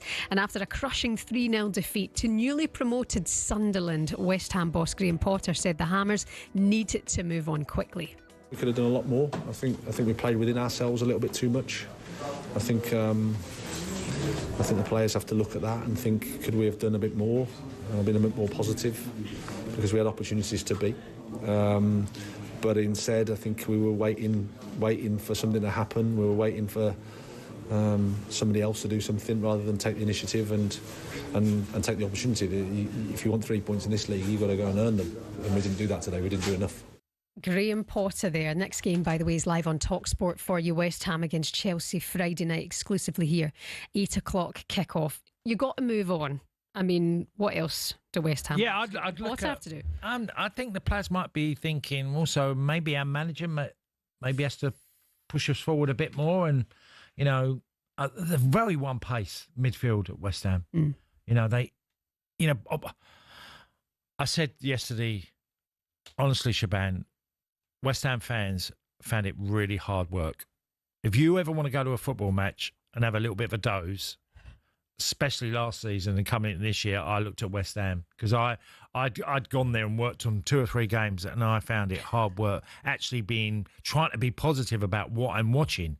And Graham's interviews are not very inspiring to me, because he questions the players and maybe what they should have done or shouldn't have done. But you set your team up. You set them up to try and be more aggressive. And they were overrun in every area. Only Boehm stood out yesterday for West Ham, as looked like he had anything about him. And Graham has to instill that into his team. You look at Arne Slot, or you look at, Sir Alex Ferguson, and they all drove their teams. You look at the passion that managers have. I just don't see that with Graham Potter. Yeah. And he might have his own way. There's not one way to be successful, but I do feel there's like an inspiring, is there an inspiring manager in there that's going to go, do you know what? I can imagine training being a real drag this week. That's pretty harsh. How would it be? Because the way they've played, this is a continuation of the end of last season. You look at the games last year and how they ended. They were really poor, West Ham. And the fact that it is, with absolutely no disrespect to Sunderland, who were stunning yesterday, but the fact that they've been absent for the Premier League for quite some time, and West Ham just couldn't handle them. No, look, opening game of the season, I get it. The Stadium of Light, rocking, sold out. I get all of that. But if you're an established Premier League team and you've got a number of players, look, Paqueta was non-existent yesterday. I mean, I watched him for one goal. I think it's Ballard's goal, where he's picked up and he's not even tracked the run. He's just let him have a free header. I think sometimes you have to go hardball on situation. I've never been a manager, and I've always liked to think I'm really considered on how I choose my words with managers sometimes. But I just feel like Graham himself has got quite a lot wrong since he's been at West Ham. Okay, no, that's fair enough. We can speak now about the game in a bit more details. You've absolutely hammered Graham No, Potter. I haven't hammered Morning, him, Potts. You have hammered. Good morning, Graham. We can speak now to former Sunderland defender Mickey Gray, who was at the Stadium of Light yesterday. Mickey, what an atmosphere. It was absolutely rocking. Shebahn, it was absolutely brilliant. I mean, we saw a game there in the semi-final playoff against Coventry at the end of last season, which was I've never heard it like that before, and I think the wait for everybody to get back into the Premier League was there yesterday for everybody to see, and the excitement, and what a performance. Certainly in the second half, they were absolutely outstanding. But I mean, the players that have walked through the door, 11 new signings, you don't know how they're going to settle, but they were absolutely brilliant. The manager got it absolutely spot on. He got his homework done in the first half. But second half, the goals and the atmosphere was just absolutely electric. What a start to the season. Yeah, Mickey, from minute go, you overrun West Ham. You just literally run over them, through them, and Sunderland were superb. I don't deny any of that. And I was probably gone a bit too far with Graham Potter's West Ham, but I look at a team that feels for me that they're so lacklustre, the complete opposite of what Sunderland were yesterday. No, to be honest with you, Cass, I don't think you have gone too far, because what I saw from West Ham yesterday, certainly in the second half, it wasn't good enough. And I think you've all heard the interview. You've heard Jarrod Bowen speaking. He was the only shining light. He looked a real threat, and he just got no service whatsoever in the second half. And you could see the frustration in his body language. You could see it actually when he was getting interviewed at the end of the game as well. And they just had no ideas. And I know that people are going to look at West Ham and say, well, that's not our finished squad. We know we're going to try and bring in 2 or 3 faces before the transfer window closes. But I think they should have had them in now. They should have got the business done, because Graham Potter needs a settled squad.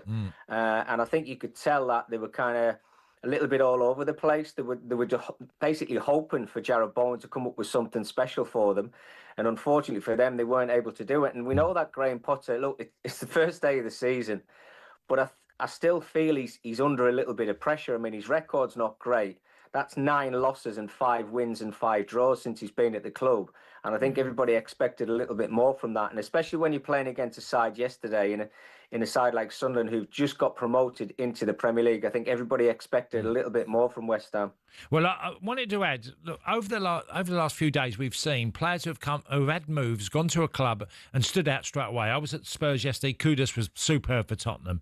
Ekitike at Liverpool, we saw that on Friday night. We've seen Reinders do that for Man City. And I put Xhaka in there. I thought Xhaka's influence on the game, with all these young lads running around and doing what they're doing, he was pretty much controlling everything, wasn't he? Yeah, he was. He was absolutely incredible. I mean, the crazy thing about it, Sunderland's a very young team. I know they brought in a little bit of experience, and albeit Granit Xhaka now, he wears the captain's armband. That must have been a big decision for the manager as well. But when there was times when they found it a little bit difficult yesterday against West Ham, and I'm talking about probably the final 15 minutes of the first half, you could see him trying to speak to everybody and calm everybody down. And when the ball came to his feet, he wasn't rushing his passes. He was slowing everything down. So that experience is absolutely huge. And you're right, new signings walking through the door at a club, just give everybody a boost. I know there's a lot came through the door at Sunderland. There was 7 started yesterday. But I looked at that West Ham starting 11, and I'm looking around saying, right, who's going to influence this team? And the only player I could really look at was Jarrod Bowen. His work ethic was there for everybody to see, and everybody else was kind of, I was hoping everybody was going to bounce off Jarrod Bowen, but it just never got going for them. Mm-hmm. Yeah, I mean, let's focus as well on the fact that the 7 players that started yesterday for Sunderland, the addition that they've been, the fact that the manager got it right, but it was the 3 goals came from the players who helped get them up to the Premier League. I mean, are they going to buck the trend, Mickey? Is it too soon to say, but perhaps they'll survive in the Premier League this season? Well, Shebahn, it's a strange one, isn't it? Because I've spoke to a lot of people in the North East, and everybody's looked at Sunderland's squad and said, well, look, we've got no Premier League experience. The only players that had experience yesterday was Granit Xhaka and Adingra. Everybody else had not played in the Premier League, so it's all new to them.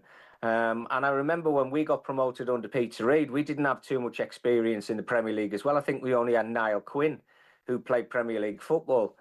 So we were all jumping into the unknown. And maybe it's a good thing, I don't know, that players don't really know too much about who they're going to be coming up against. It's all exciting. You know, of course, it's the best league in the world, and it's absolutely frantic. But I think they surprised a few people yesterday, Sunderland, with the pace that they've got up front. And you talked about the 3 players who got the goals. I mean, they were there last season as well. But Dan Ballard, centre-half yesterday, he was absolutely phenomenal. He really was. Yeah. It surprised me. The back 4 was a very young back 4 as well, apart from Reinildo, who's just walked through the door. He's only played a couple of games over the last 2 seasons for Atletico Madrid as well. But, yeah, I don't know. Everybody normally goes for their experience in Premier League because I think you do need it in a league like that. But because the players, it was their first game in the Premier League, maybe it just surprised everybody, and playing in front of your home fans at the Stadium of Light, I think, helped them as well. Just one final word on that, Mickey, is that clearly the manager knew in the playoff final and how you just weren't good enough. You needed these additions to recognise that and implement it, and then have a team open the season in a manner they did. That tells you they really knew what was needed to happen at the club. Well, Cass, I think we've seen it in the past with clubs like Nottingham Forest when they came up. They spent, over 150 million quid. We've seen it with Fulham as well.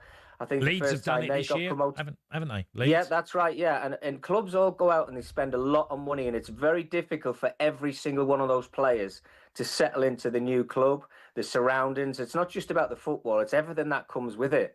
So that was the big surprise for me. 7 new starters, as we said, Shebahn.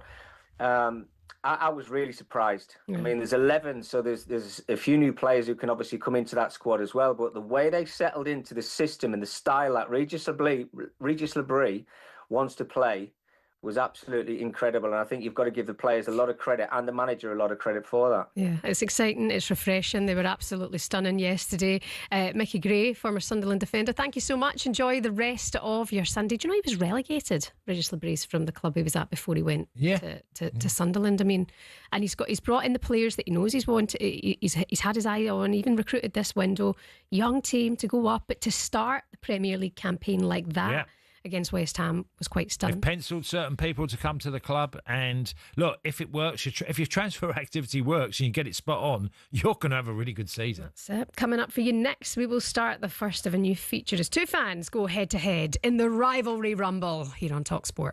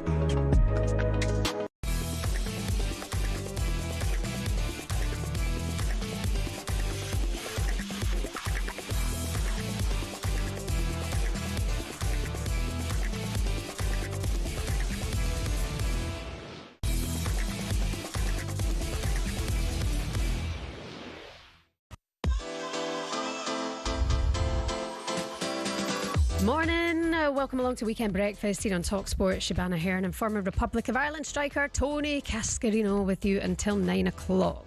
Some sad news just in the news today. A Brighton fan has sadly passed away after becoming unwell during the second half of the club's opening Premier League game of the season against Fulham. The club said a 72-year-old man passed away despite the best efforts of the emergency services, club staff and the medical team all on site. Seagulls Chief Executive Paul Barber said this was an incredibly sad end to the match this afternoon, and our deepest sympathies and condolences go out to the family and friends of the gentleman who lost his life. That's very, very sad. Yeah, very sad, yeah. And especially football clubs, because there's so many, like you say, emergency services. There's so many people there that can help out. So, yeah, very sad. That's heartbreaking. And another news that Brentford have completed a club record deal of up to $42.5 million to sign Dango Ouattara from Bournemouth. The Burkina Faso forward joins the Bees on a 5-year contract with the option of a further year. And it's been a busy week over on the website at talksport.com. Here's Sean O'Brien with everything you need to know.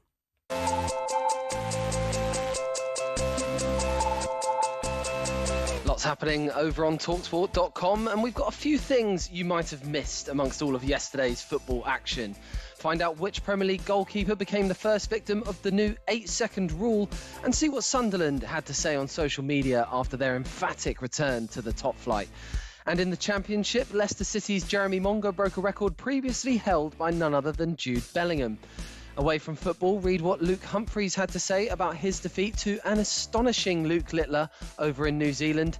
And in golf, our Team Europe overlooking the 5th best golfer in the world right now ahead of the Ryder Cup. There's all of that and much more over on talksport.com. Sean, thank you very much. If you're having a tea break today, talksport.com, you can get absolutely everything you need to know. Right, Cass, it's time now for this.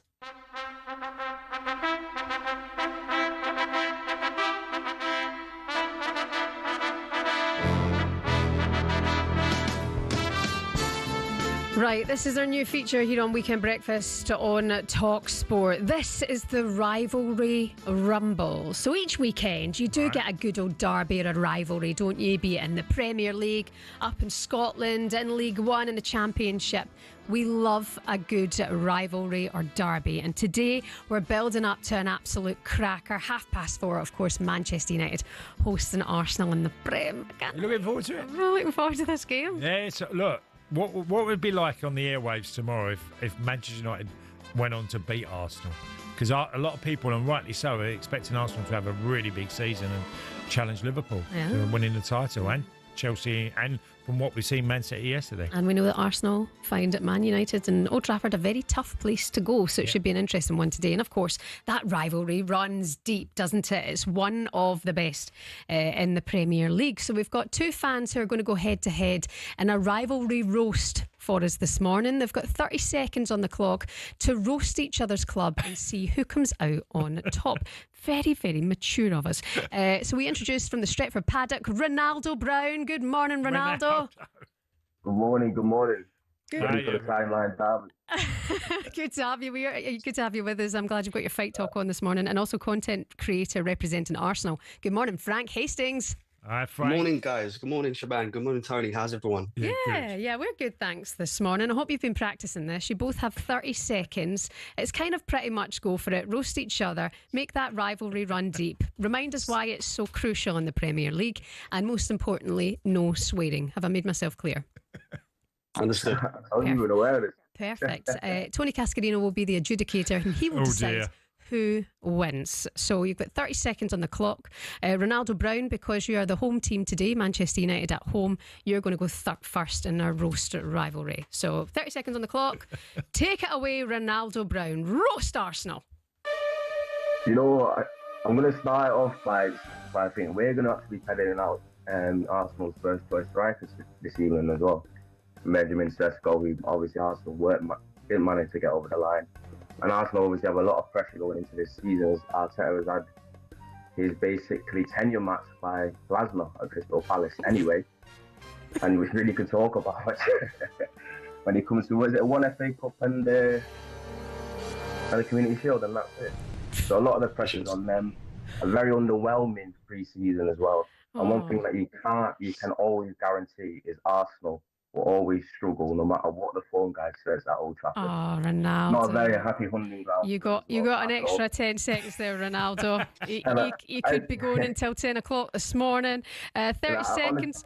30 seconds on the clock. Arsenal's. Was that 30 seconds? Yeah, mate. That was actually 40 seconds, but I'm gonna let you have it because it's our first one. Okay, representing Arsenal, set to roast Man United. Take it away, Frank Hastings. This should be enjoyable. I've always loved roasting Manchester United, so it's great that I get to do it on national radio now. No, I'm going to start off by saying I don't really need to say much more apart from 15th last season. This was the once great establishment of Manchester United. I understand in previous years we've struggled at Old Trafford. I think there's only 3 wins in the last 10 seasons, but this is not the same Manchester United that were fighting for the Premier League a long time ago now. But I probably wasn't even born the last time they were challenging seriously for the Premier League. But the tides have shifted. We're now the serious title contenders. I think we'll go on to win the league. And Manchester United, once again, I think are going to struggle to even qualify for Europe. So that's all I need to say. Okay, Frank Hastings and Ronaldo Brown. A little bit. That was a kind roast. I mean, there wasn't really. They weren't as shady as I thought they were going to be. They're gentlemen of a certain age. I'd say they're probably more of the younger generation who are a bit more kinder than the older generation. Ronaldo, Frank, fair play to you. Thanks for being our first Rumble roast today here on talkSPORT. Ronaldo, at home today, do you think Manchester United can get the win? Yes, I'm fairly confident that we are going to get the win. Obviously, our record. I think the best time to face a Premier League contender, so to speak. I know Arsenal have been famous for the past few years for being Premier League title escort, by the way. But but I'm always pretty confident we could catch Arsenal cold in the first opening day when the big boys haven't really got themselves going. Frank, what's your prediction for Arsenal? It's a tough one because, like has already been mentioned, we always tend to struggle at Old Trafford. But this is not the same Manchester United, like I said in the roast, that have dominated English football over the time that the Premier League since the Premier League started. I always go into a season with confidence. This is the first game, and it's a really tough one to start off our season. I think it's a run of about 6 games, where it's going to be a really interesting start to the season. And I think it's really important that we start off with 3 points, and I am fully confident that we will get the 3 points today. Cass, who won the roast? Well, I thought they were both very kind to each other, considering it was a roast. I thought you were very respectful, the pair of you, so well done on that. I'll probably go just Frank, the Arsenal fan. Okay. Just. I thought it's a draw was probably a fair result, but just Frank. Because I do think he will be right and Arsenal will get a result today. Okay. Sign of things to come. Maybe it is. Frank, Ronaldo, thank you so much for being with us on the fan roast today. Good luck today. Enjoy the game. 4:30. We'll keep you posted on it all here on talkSPORT. Guys, have a good day. Thank you. Thank you. Thanks, guys. Take care. Thank you. What would you think you'd be like if you were gonna roast Arsenal? What do you think you'd be saying? What would you go after them with, or as a Man United fan? You'd come out with a bit more bridesmaid chat, wouldn't you? Like the Arteta, the banner last season of Arteta in the bridesmaid dress was just glorious.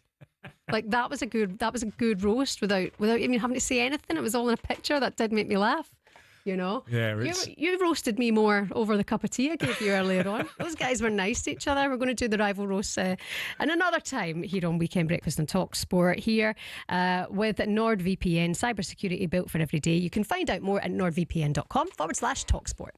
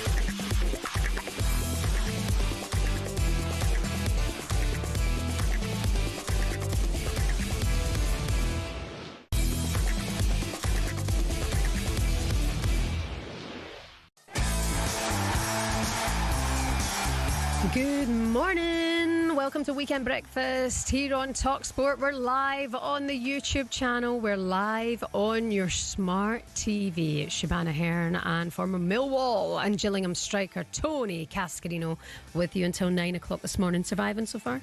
Yeah, good. 8 o'clock already. I haven't had a coffee yet. You know, like games, you had the games on yesterday and you've got games to look forward to today.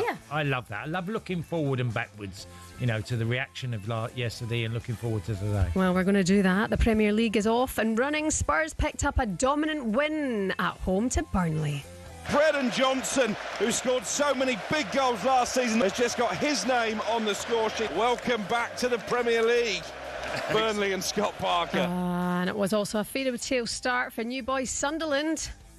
Sunderland 3, West Ham 0, and it's Isidore with the third goal. My goodness, his opening day's goal. They don't get any better than this. Sunderland 3, West Ham 0. West Ham fans were thinking of you this morning. And also, what about this? Moses Atoma made it 13 wins at 13 after he stopped veteran Dillian White in the first round over in Riyadh, live on talkSPORT.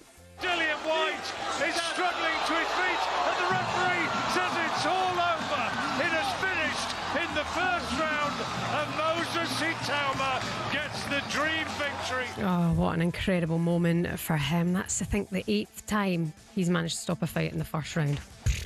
Yeah, he's literally blow them away, isn't he? He's literally knocking them over one by one. Adi Oladipo's Instagram was like, Moses Atoma, you're a bad, bad man. We can look ahead to today's unmissable sporting action with NordVPN.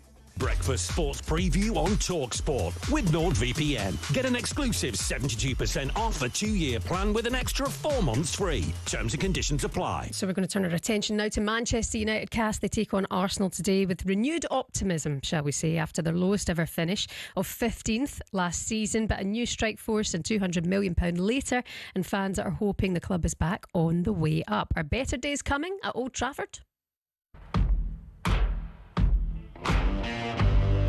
we have to make a choice. This club has fallen a long way. Generationally, what's happening, if you stop winning things, the next generation of football fans don't have the same relationship with the idea of Man United that once was before. Stay stuck in the past. Manchester United have struggled all season. It's glory, glory, Tottenham Hotspur. The Europa League is theirs. Or we stick together and move forward. Manchester United is pleased to confirm that Bryan Mbeumo has joined the club. He's done it again! Matheus Cunha! United is still working a few things out, but I do think Šeško's going to be a hit for them. At the minute, United are acting like a pretty competent football club. There was a togetherness there that I haven't felt for a while. There's a message that's being drilled in from the hierarchy of a work ethic. They are really trying. We are going to suffer for a long period, and we will try to win games. You've got to give this guy time. It's Manchester United. That's it. Can't wait. I'm excited. I'm nervous. It's got everything. It really, really has. A summer of change at Old Trafford. Plenty of noise around transfers, players' futures as well. United are trying to forget the worst ever Premier League season. Cass, do you think Ruben Amorim can turn it around this season? Well, they're definitely not going to have the season they had last year. Touch wood. No, they won't. I've said that thing. There's way more goals in the team, which obviously, we've talked about this before, many others have. You know, their goal scoring record, goals for, was dreadful in comparison to years gone by. Goals against column was high. You know, there was lots wrong last year. You saw a manager that was spinning plates on so many decisions that he had to make. He had transfers that he had to overlook and recruitment, just everything that needs to be done at the club. And that's apart from the problem of the field. You know, they were talking of financial issues, the stadium. It feels like the club is moving back. How quickly it can get back to the very top is the next, we're going to see, hopefully for Manchester United fans are going to see this, not just today, but over the course of this season, that there's a massive improvement. Huge pressure on Ruben Amorim. We'll get a glimmer as to how it's looking at 4:30 this afternoon. Here now to look ahead to that game and talk about Man United is the Athletics' Laurie Whitwell. Good morning, Laurie. Hi, Laurie. Morning, guys. Thanks for having me. Yeah, Laurie, just spoke there at length about the direction of the club, and they've moved heaven and earth really in the transfer market to do what they can do, and so there is an excitement, but there's still way more to come, isn't there? Yeah, there's certainly excitement. I think fans and players themselves have been pleased by the transfer business that's been done. You touched on the goals scored there, Cass, in last season. It was 44 in the Premier League. Bryan Mbeumo and Matheus Cunha got 35 between them. And then you add in Benjamin Šeško as well, who hasn't torn it up in the Bundesliga the last couple of years, but he's certainly done a lot of work in his only 22 years old. So you're getting that potential. You're sort of thinking if you put him into this kind of creative attacking unit, can he then really fire?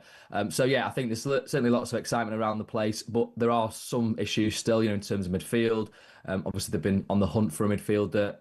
They're not going to proceed with the Carlos Baleba transfer at this moment. So, is there still that kind of security that they've got? I'm kind of intrigued to see how it matches up against Manchester United. But I think there's certainly movement that's happened this summer that should move them on from what they were last season. And Laurie, Arsenal have got really two players in every position, so they're way ahead of the curve and have got very close to being a title winner, nearly team so far. So everyone, I think, even within the Arsenal faithful, expecting them to really challenge this year.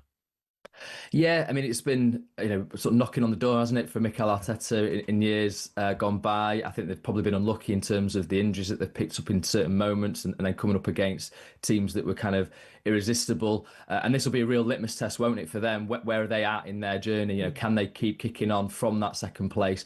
Going to Old Trafford, it's going to have that atmosphere. I think there's going to be a big mood around the place given what's happening in the market this year. So, it's a fascinating game ahead, and I think it's one that might just set the tone for what's going to happen in the weeks to come. Yeah, like for either side, what will this mean for Arsenal? Like if they were, say, to by chance lose today's game, does that mean that they've already thrown away the league? I think that's too obviously soon to say, but some people would think that way. And then for Man United, if they're to get a win, does that show that Man United are back? There's so many different narratives you can focus on. Who needs a big performance from Manchester United today, Laurie? I think, good question. Shebahn, I think maybe Bryan Mbeumo. So you still got me, sorry. New signing coming in. He's done some really good work at Brentford. Can he now kick on with Manchester United? I think in pre-season he wasn't at his sharpest because you had those 2 weeks where he wasn't training with Brentford particularly, and now he is, fully integrated into Manchester United system. I think he could have a really big performance today in that number 10 position on the right-hand side. Yeah, I look at Šeško and, so many clubs have been looking at him and, he obviously turned down Newcastle to come to Old Trafford. I think if he can hit the ground running, and a bit like Gyökeres with Arsenal, you've got two centre forwards on either side. They live off numbers, don't they? Centre forwards.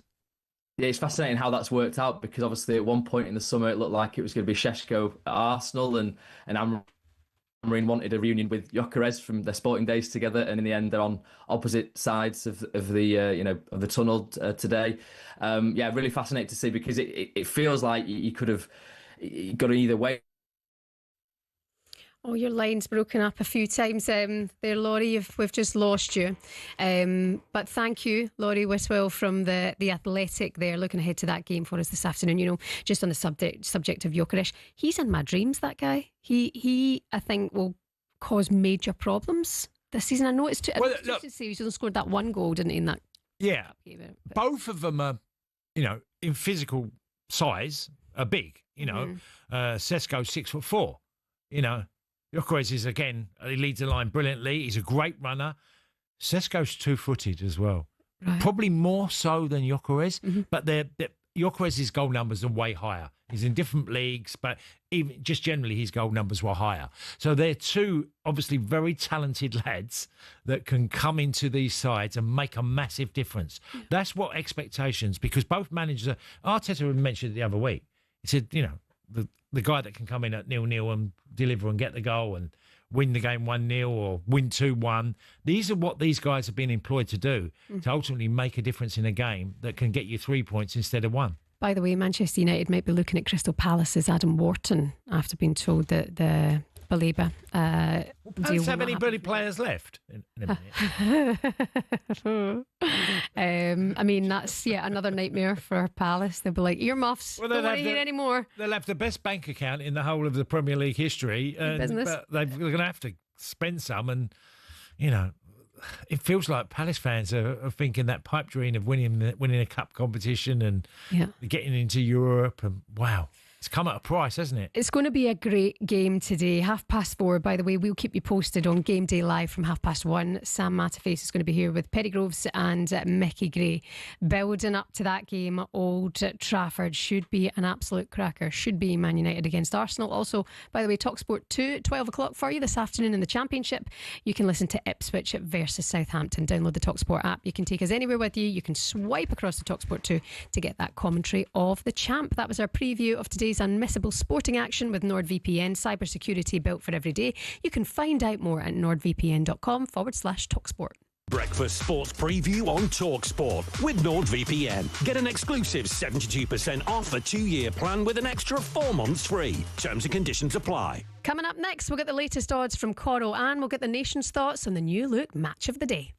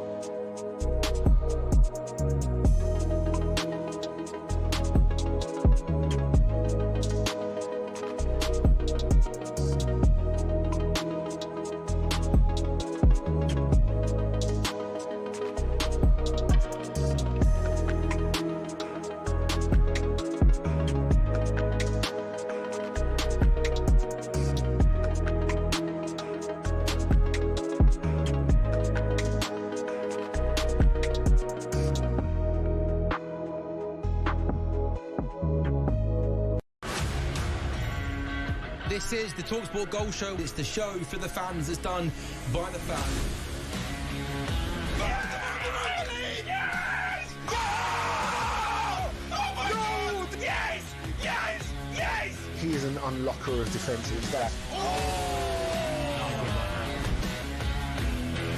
If you've got a problem or something to say, you don't have the right to say anything about something. I do. This nonsense kills the game.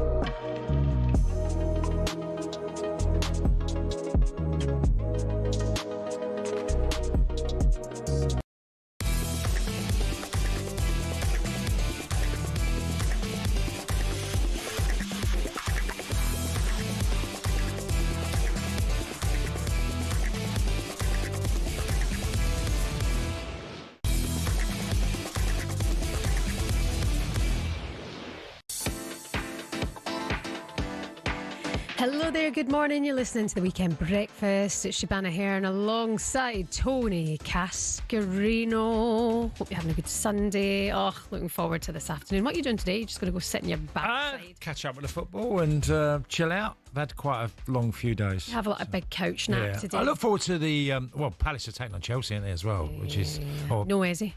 No, but it's a decent cup tie. I was going to say derby type of game. Cup tie. No, I'm looking forward to that. And Manchester United taking on Arsenal. Yeah, Forest. A few games today. Forest, Brentford. Yeah. We'll keep you posted on all of those games in the Game Day Live with Sam Matterface at 1:30. Also tomorrow night, Cass. Leeds. Monday night football. Leeds against Everton, live on talkSPORT for you. Have you said to me of all the games that end in a draw this weekend, I'd have gone that one? Really? Yeah, I could just imagine that they'll share it. You know, it'll be a rocking atmosphere, and I think Everton will have something about them to get something from there. I just think it's a cracking game to have on a Monday night. I'm looking forward for Leeds being back in the Prem. Just start things up. And so much change they've made. Yeah. You know, they've made a lot of signings. You've had, Jack Grealish come in. Hallsbury Hall has come in, hasn't he? Dewsbury Hall has come in. Grealish at Everton is just, it's been a good window. Not very David Moyes sort of signage, you'd think, under normal circumstances. But he says he doesn't want a relegation fight. He wants to have something a bit different this year. Fair play, and fans are absolutely delighted. It's 8:20 Sunday morning. It's time now for this. The Viral Whistle on talkSPORT. Yeah, what are you waking up to? What's on your timelines this morning? Big shout out to a young girl up in Scotland. Her name is Skye Stout. She's just got a Kilmarnock professional contract, and there's some things happening online, Cass, that are not very savoury. Actually, it's evil and it's unkind towards Skye, and she's got this pro contract and she should be celebrated, and a lot of people are showing their support to Skye today. I won't talk about why, but she deserves a shout out because I think she's been through the ringer this weekend, and she's just a young girl and social media can be cruel. But Skye Tout, she's got her professional contract, so fair play to you. Last night, whilst you were snoozing Boyle, there was the brand new match of the day, the new look match of the day. So it was Chappers, Mark Chapman in the hot seat alongside Alan Shearer and Wayne Rooney as the pundit. So that's doing the rounds on social media today. We spoke about Wayne Rooney earlier on, didn't we? Like the differences between him and Tom Brady. Well, some of the tweets going around on X this morning was really excited to watch the new match of the day, but Shearer and Rooney as co-pundits at the same time. Not sure. There's a brilliant picture of Alan Shearer just sitting there with his face tripping him because he had to talk about Sunderland. Yeah, well, you have to sometimes eat humble pie, and look, you have to say how it is, and Sunderland were terrific yesterday. Yeah, and that's it. They really, really were. And you know what? A screenshot cannot really tell the true story. To be fair, I think it was a really, really good show last night. One from Bifter here on social media. Was it his excellent communication skills or his outstanding managerial record that persuaded the BBC to have Wayne Rooney on Match of the Day? Apparently his $800,000 contract is on. Could be, yeah. Guessing game. Did you get a shout for Match of the Day? No. I'm happy where I'm doing, what I'm doing, and who I'm working for. Good. So, yeah. Look, Match of the Day is historic, isn't it? You know, it's got a hell of a history within these in England and around the world, really. And, they've done a great job, and it's a tricky spot now, isn't it? The timing and how much football's happened before, because you can see a lot more. You can get it on your phone, and so they're competing against a much different world than they were a number of years ago. And that's the thing, when it's somebody who's been on it for so long, like Gary Lineker. Yeah. I think the presenter changes are also absolutely brilliant, but the cast is excellent. I mean, I think Wayne Rooney having him in the chair. Well, you've got two top quality centre forwards who represented England. I mean, Gary Lineker scored as well at the helm at that particular time. They've used big names, the biggest out there. Yeah. Trending on social media this morning, the new look match of the day. Will you be watching at 8:10, 89? And it's time now to get the latest odds with Coral. The Coral Daily Download on talkSPORT. Brought to you by Coral, the home of the free-to-play Golden Rewards Shaker. 18 plus max 1 reward per player per selected Shaker day. 8 a.m. to 8 p.m. Restrictions and T's and C's apply. Gambleaware.org. And a very good morning to Dave Stevens. Good morning. Morning, Shebahn. Morning, Cass. Look, I didn't watch the new match today, I have to say, but what a front line that would have been, both of those players at that point, wouldn't it, Cass? Could you imagine Wayne Rooney tucked in behind Alan Shearer? Crikey, that would have... Been a few unhappy defenders, I know that. That would have been a treat for an England fan, but I'll catch up with it at some stage. No, Chappers is a legend. So very, very good. Come on, David. Tell us how the betting is going. I know Arsenal will probably be favourites at Old Trafford. First game of the season, as we saw yesterday. It doesn't always go out we think it should do. It can make fools of us, can't it, these early season exchanges. I'm going to upset Shebahn and all Man United fans now.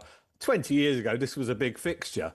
But come on, there's a golfing class between these now, isn't there? Steve-o, don't rain on the parade now. I don't know how Man United, well, I do know, it's money, but how they managed to attract these players. Who wants to go to a bottom half team? But, Dave! Put a sock in it. You should be on the roast next week. That was better than our roast guys earlier on. You're right. Oh, no. Look, this is guaranteed now to lead to a Man United win this afternoon after all this big build-up. Thanks, Steve-o. Arsenal are odds on, and so they should be, even going to Old Trafford. And I know early season can make fools of us, but Arsenal are 10 to 11 favourites. Manchester United 3-1, 5-2 the draw. Obviously, all eyes are going to be on all these new strikers. We've got Sesko. Who has we Cunha, and Boom. I mean, just so many that United have. I don't know if they're going to fit them all in. I mean, Sesko 7-1 to open the scoring, Cunha 15-2, and Boomu 9-1. But of course, Arsenal fans will be hoping for Victor Gyökeres. He's 4-1 to open the scoring. But as I say, there is. Look, we know there's a golfing class. Arsenal are 5-2 second favourites. Manchester United only 25-1 for the title, though, which. Come on, Shebahn, even the most optimistic United fan. What's good for United this year? Top four? Yeah, I think, top fours obviously would be a fantastic finish. And obviously they can just focus on the league as well this season, which actually helped Arsenal for a time. 14th will be an improvement. Oh, shut up.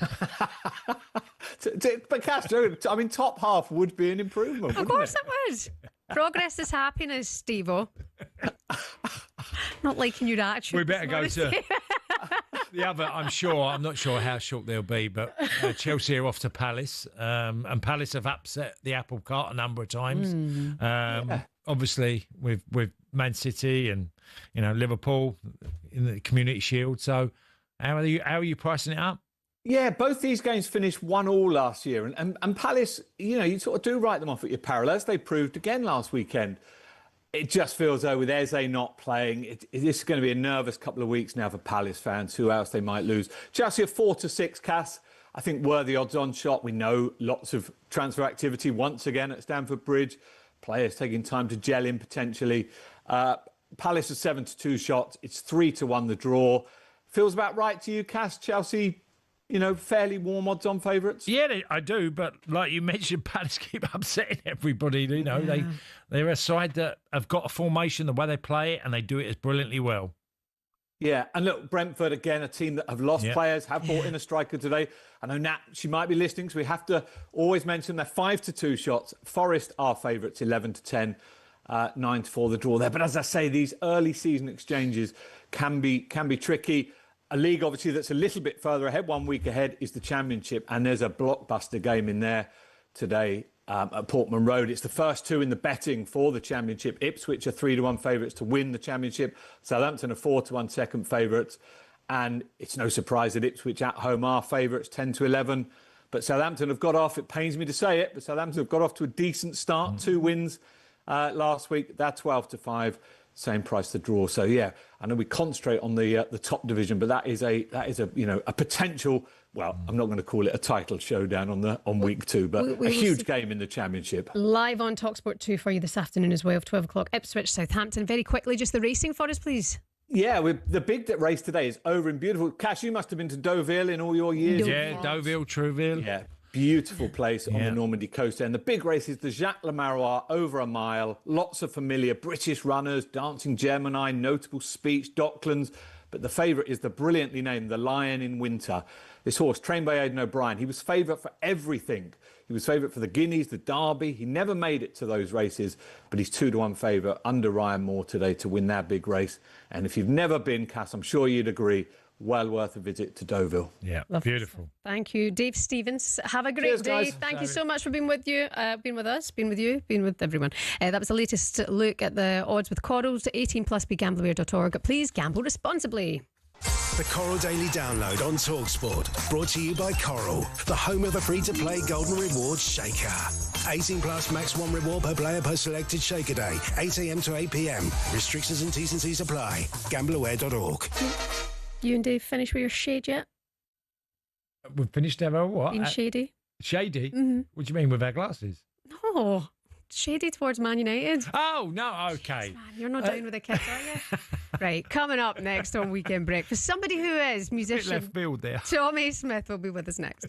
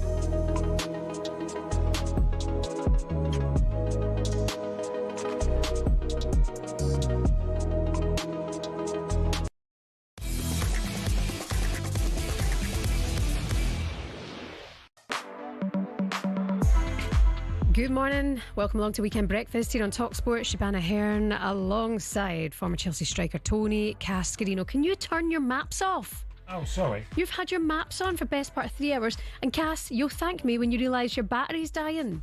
No, I've got plenty in there. I've got plenty there. You've had it on for 3 hours. Why have you got your maps on? Because I forgot to turn it off. That's about it. I said to you 2 hours ago, Cass, your maps on. Yeah, I just didn't listen.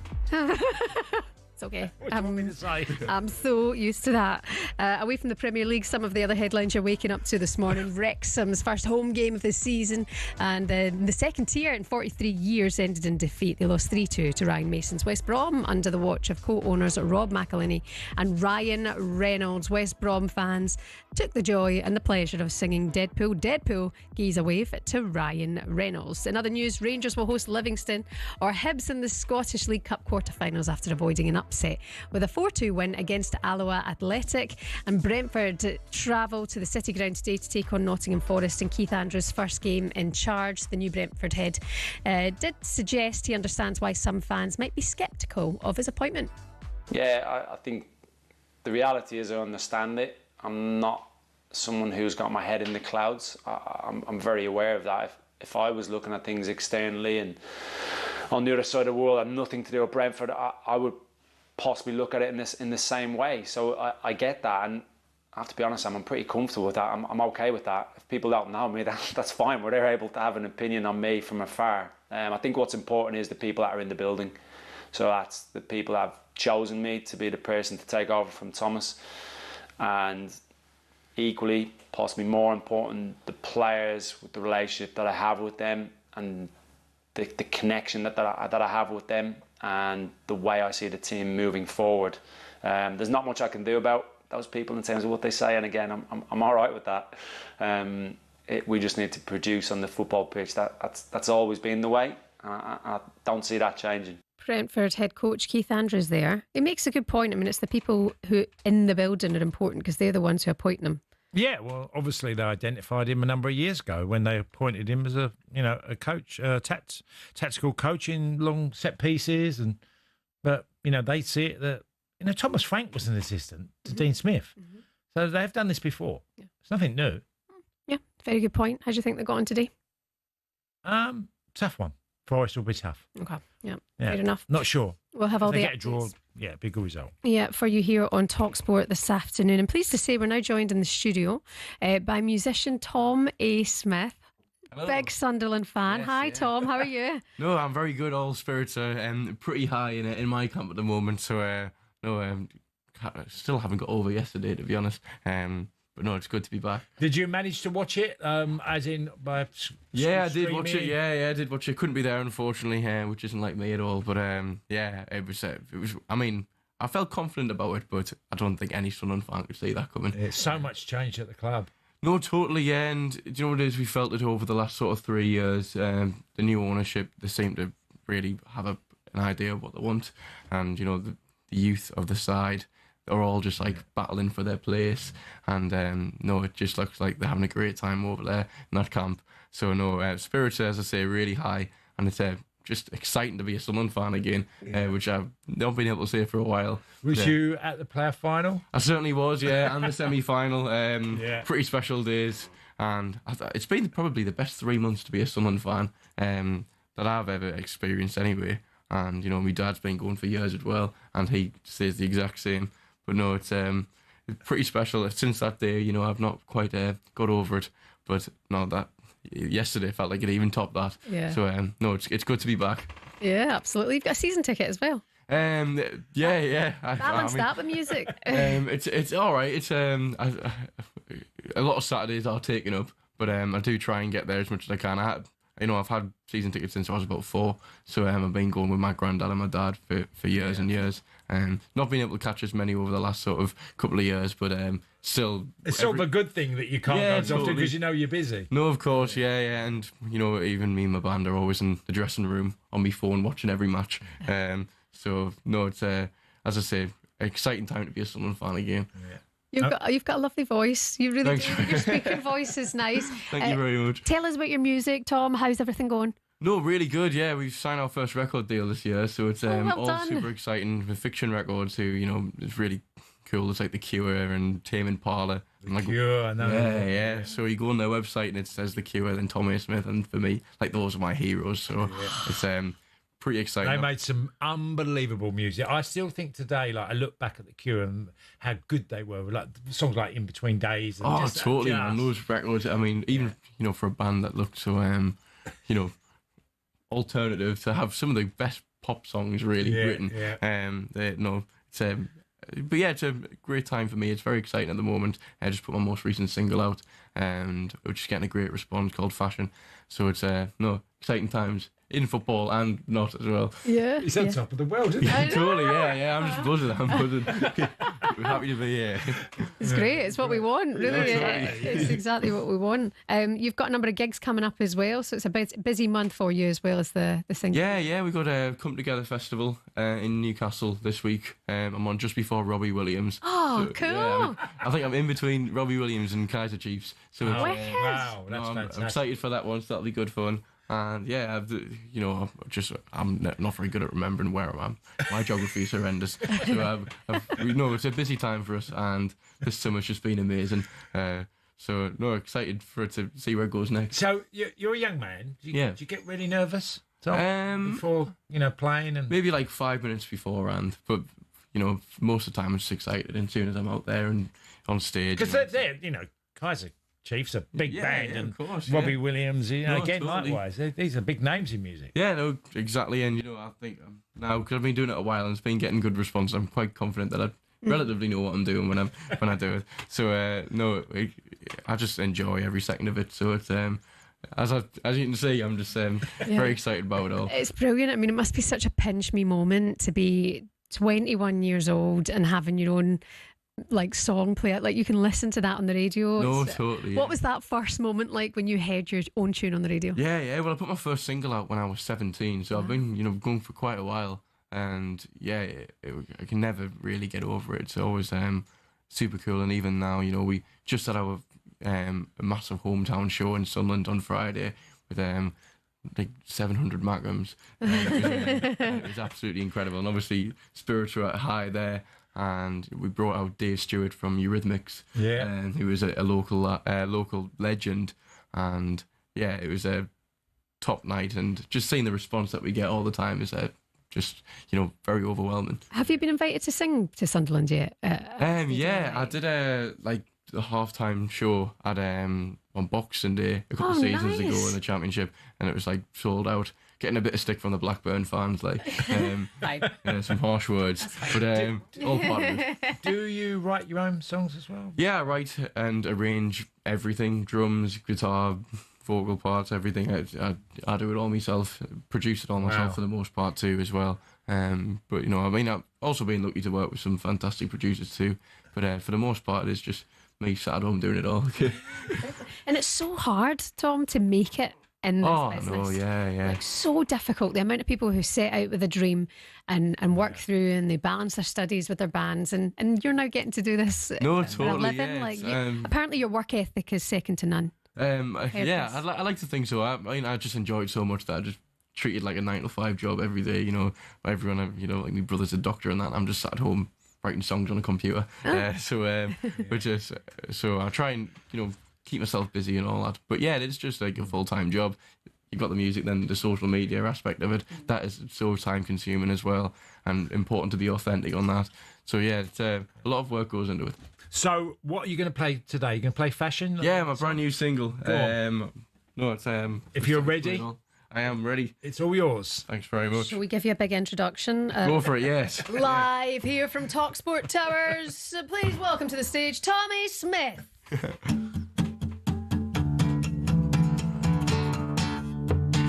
I see you smiling, baby, you're the only one I'm eyeing up on this Friday. I'm feeling like the weekend's just arriving. I'm crying out for attention, you're waiting to be mentioned. Well, I can feel it. You all go silent, I walk into the room. This shirt's so rare that you can't find it anywhere. You're jealous that you didn't buy it. First I know that it hurts, but it looks so good on me, baby. You can't deny it. Won't give it up if we're out of luck. They think I'm cool, let's get some bass in this room. A new perfume, brand new shoes, make you move, let's get some bass in this room. And then I try it, well I offer you a drink, but I can't afford these London prices. It's a shame you had to buy it. No, it's not what I rehearsed. Maybe next time you'll come first, but I blew all my money on the shirt and I'll take you dancing.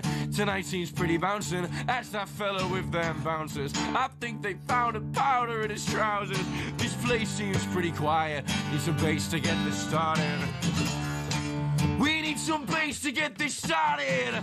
Won't give it up if we're out of luck. They think I'm cool, let's get some bass in this room. Nah, nah, nah. A new perfume, brand new shoes, make you move, let's get some bass in this room. Won't give it up if we're out of luck. They think I'm cool, let's get some bass in this room. A new perfume, brand new shoes, make you move, let's get some. Let's get some bass in this room.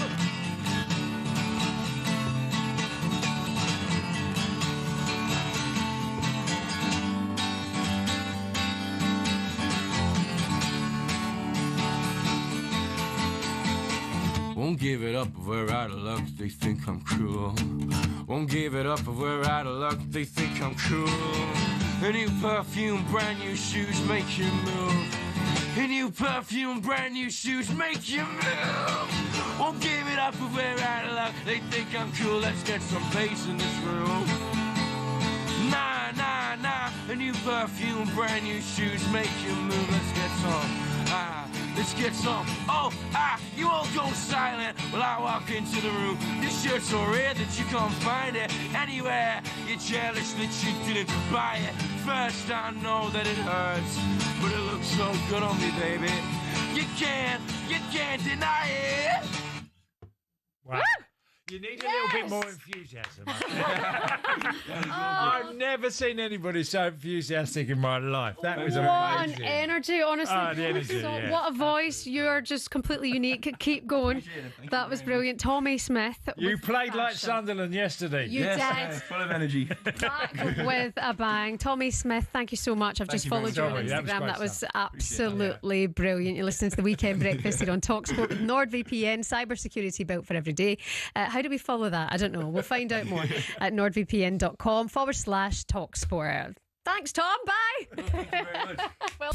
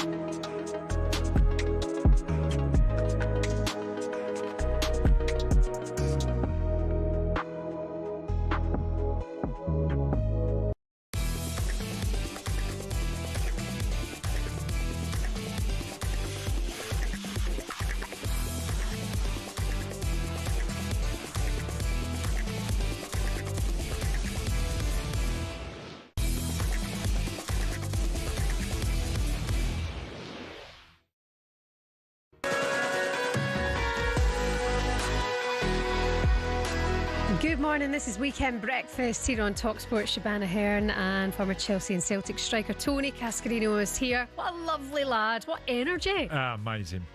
You're right, spot on. Energy was the perfect word. Because he could look quite unassuming, and then when you started chatting to him, and then he just brought this energy to when he played. And I wasn't expecting that kind of performance. I don't know what I was expecting. So I don't know if I was thinking a bit more Tom Grennan or something like that. Yeah, quite Sunday morning feeling. Yeah, he had his own thing going on. It was very, very good. Great stuff. Sign him up for the halftime show at the Super Bowl, I say. The NFL returns to Wembley in October as the Los Angeles Rams are going to take on the Jacksonville Jaguars, and we have a massive competition for you to win VIP tickets and a lovely bit of cash money. I was saying yesterday, I think it might be Taylor Swift in the halftime show. I think it might be. Right. And then Jamie was saying, no, it's Jay-Z. You're miles off at love. Oh. But I don't know if it is Jay-Z because it's not been announced. I don't know. So it could be Tommy Smith. That's right. We're giving you the chance to win 6 seats in a private box at Wembley with full hospitality and £5,000 spending money. Here's what you need to know to enter. 18 plus, UK excluding Northern Ireland. For a chance to win, text the word cash to 83338 and you're in the draw. Text costs £2 plus one standard network rate message. You must have the bill payer's permission or enter for free by calling 0330 880 338. All entries must be received by 25th August at 11 p.m. This is a talkSPORT limited promotion run on talkSPORT, Talk and Virgin Radio UK stations. See talksport.com for terms and conditions. Thank you very much, God, for that information. Some of your headlines, by the way, today. talkSPORT understand that Manchester United are weighing up a move for Crystal Palace's Adam Wharton after being told that Carlos Baleba is not for sale. And also, Mikel Arteta's Arsenal travel to Old Trafford to take on Man United this afternoon. Arteta suggests a trip and potential win at Old Trafford is a great way to start the season. No way. 100%, and it's a big opportunity now to go to Old Trafford on day one and go there, play the way we want to play and win the game. And that's the focus, and the energy is just on that.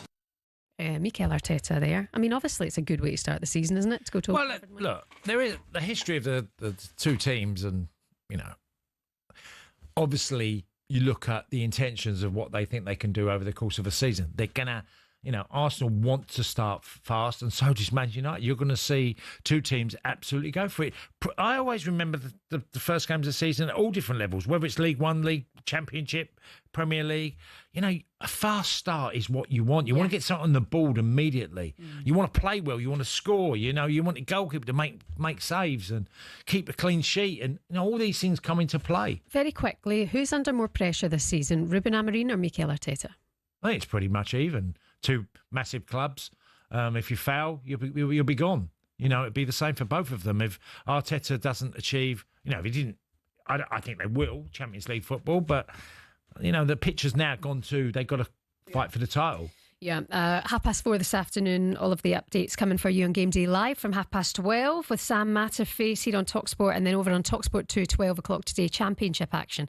It's Ipswich versus Southampton, and it's time now for this. Yes or no? Yes or no? Yes or no? Yes or no? Yes or no? Yes or no? Yes or no? Yes or no? Pick a side, pick a side. Yeah, we've got a new feature here on Game Day Breakfast on talkSPORT. This is Cascari yes or Cascari no. Right, you see what we've done there? Yeah, of course, yeah. You see what we've done there. We've swooped at Millwall Hall of Famer Tony Cascarino under the spotlight to get his informed opinion on all the big talking points. And today it's a new season special. So Cascarino, will Victor Gyökeres finish the new season as Premier League's top scorer? Oh, that's a massive ask. Wow. I'd go no. But I think he'll get goals and a good number. But I don't think he will. If Erling Haaland stays fit all season, I know, he was so good yesterday. it's going to be very hard to surpass him. I know this is Cascari yes, Cascari no. Okay, so I go no. No. Right, so you're Cascari no. I think I'm Cascari yes. I think he will. Something about him. If he does, that will be another, you know, reason why they can win the title. I love strikers getting goals, and if he does get a bunch load of them during the course of a season, I've watched him quite a lot, and he's very capable of putting big numbers on board. I just think that Haaland will, if he stays fit, will be the one to beat. Yeah. Because he wasn't fit last year, Mo Salah won. So yeah, this is true. Okay, if you have the answer to this question, I'll give you a tenner. Will Alexander Isak leave Newcastle by the end of the transfer window? Cascari yes or Cascari no? Yeah, I'd probably edge on the side of yes, I think he will. I just think going into the last 2 weeks that something will be resolved, because at the moment we're a bit of a standoff, and I just don't see him having a future at Newcastle at the moment. I just don't see it. He's upset the faithful, also the people at the club. Whether there's a way back, that will probably, if it is, it will be the biggest masterstroke Eddie has ever achieved, I think, at Newcastle, would be to get him back on side. If he achieves that, I think there's a chance, but I think it's a very small one at the moment. Okay, fair play. Will Manchester United finish in the top 6 this season? Cascarino, yes. I'm going to go Cascarino, no, because I think they'll be between 6th and 8th. So I would put edge on more 7th, maybe.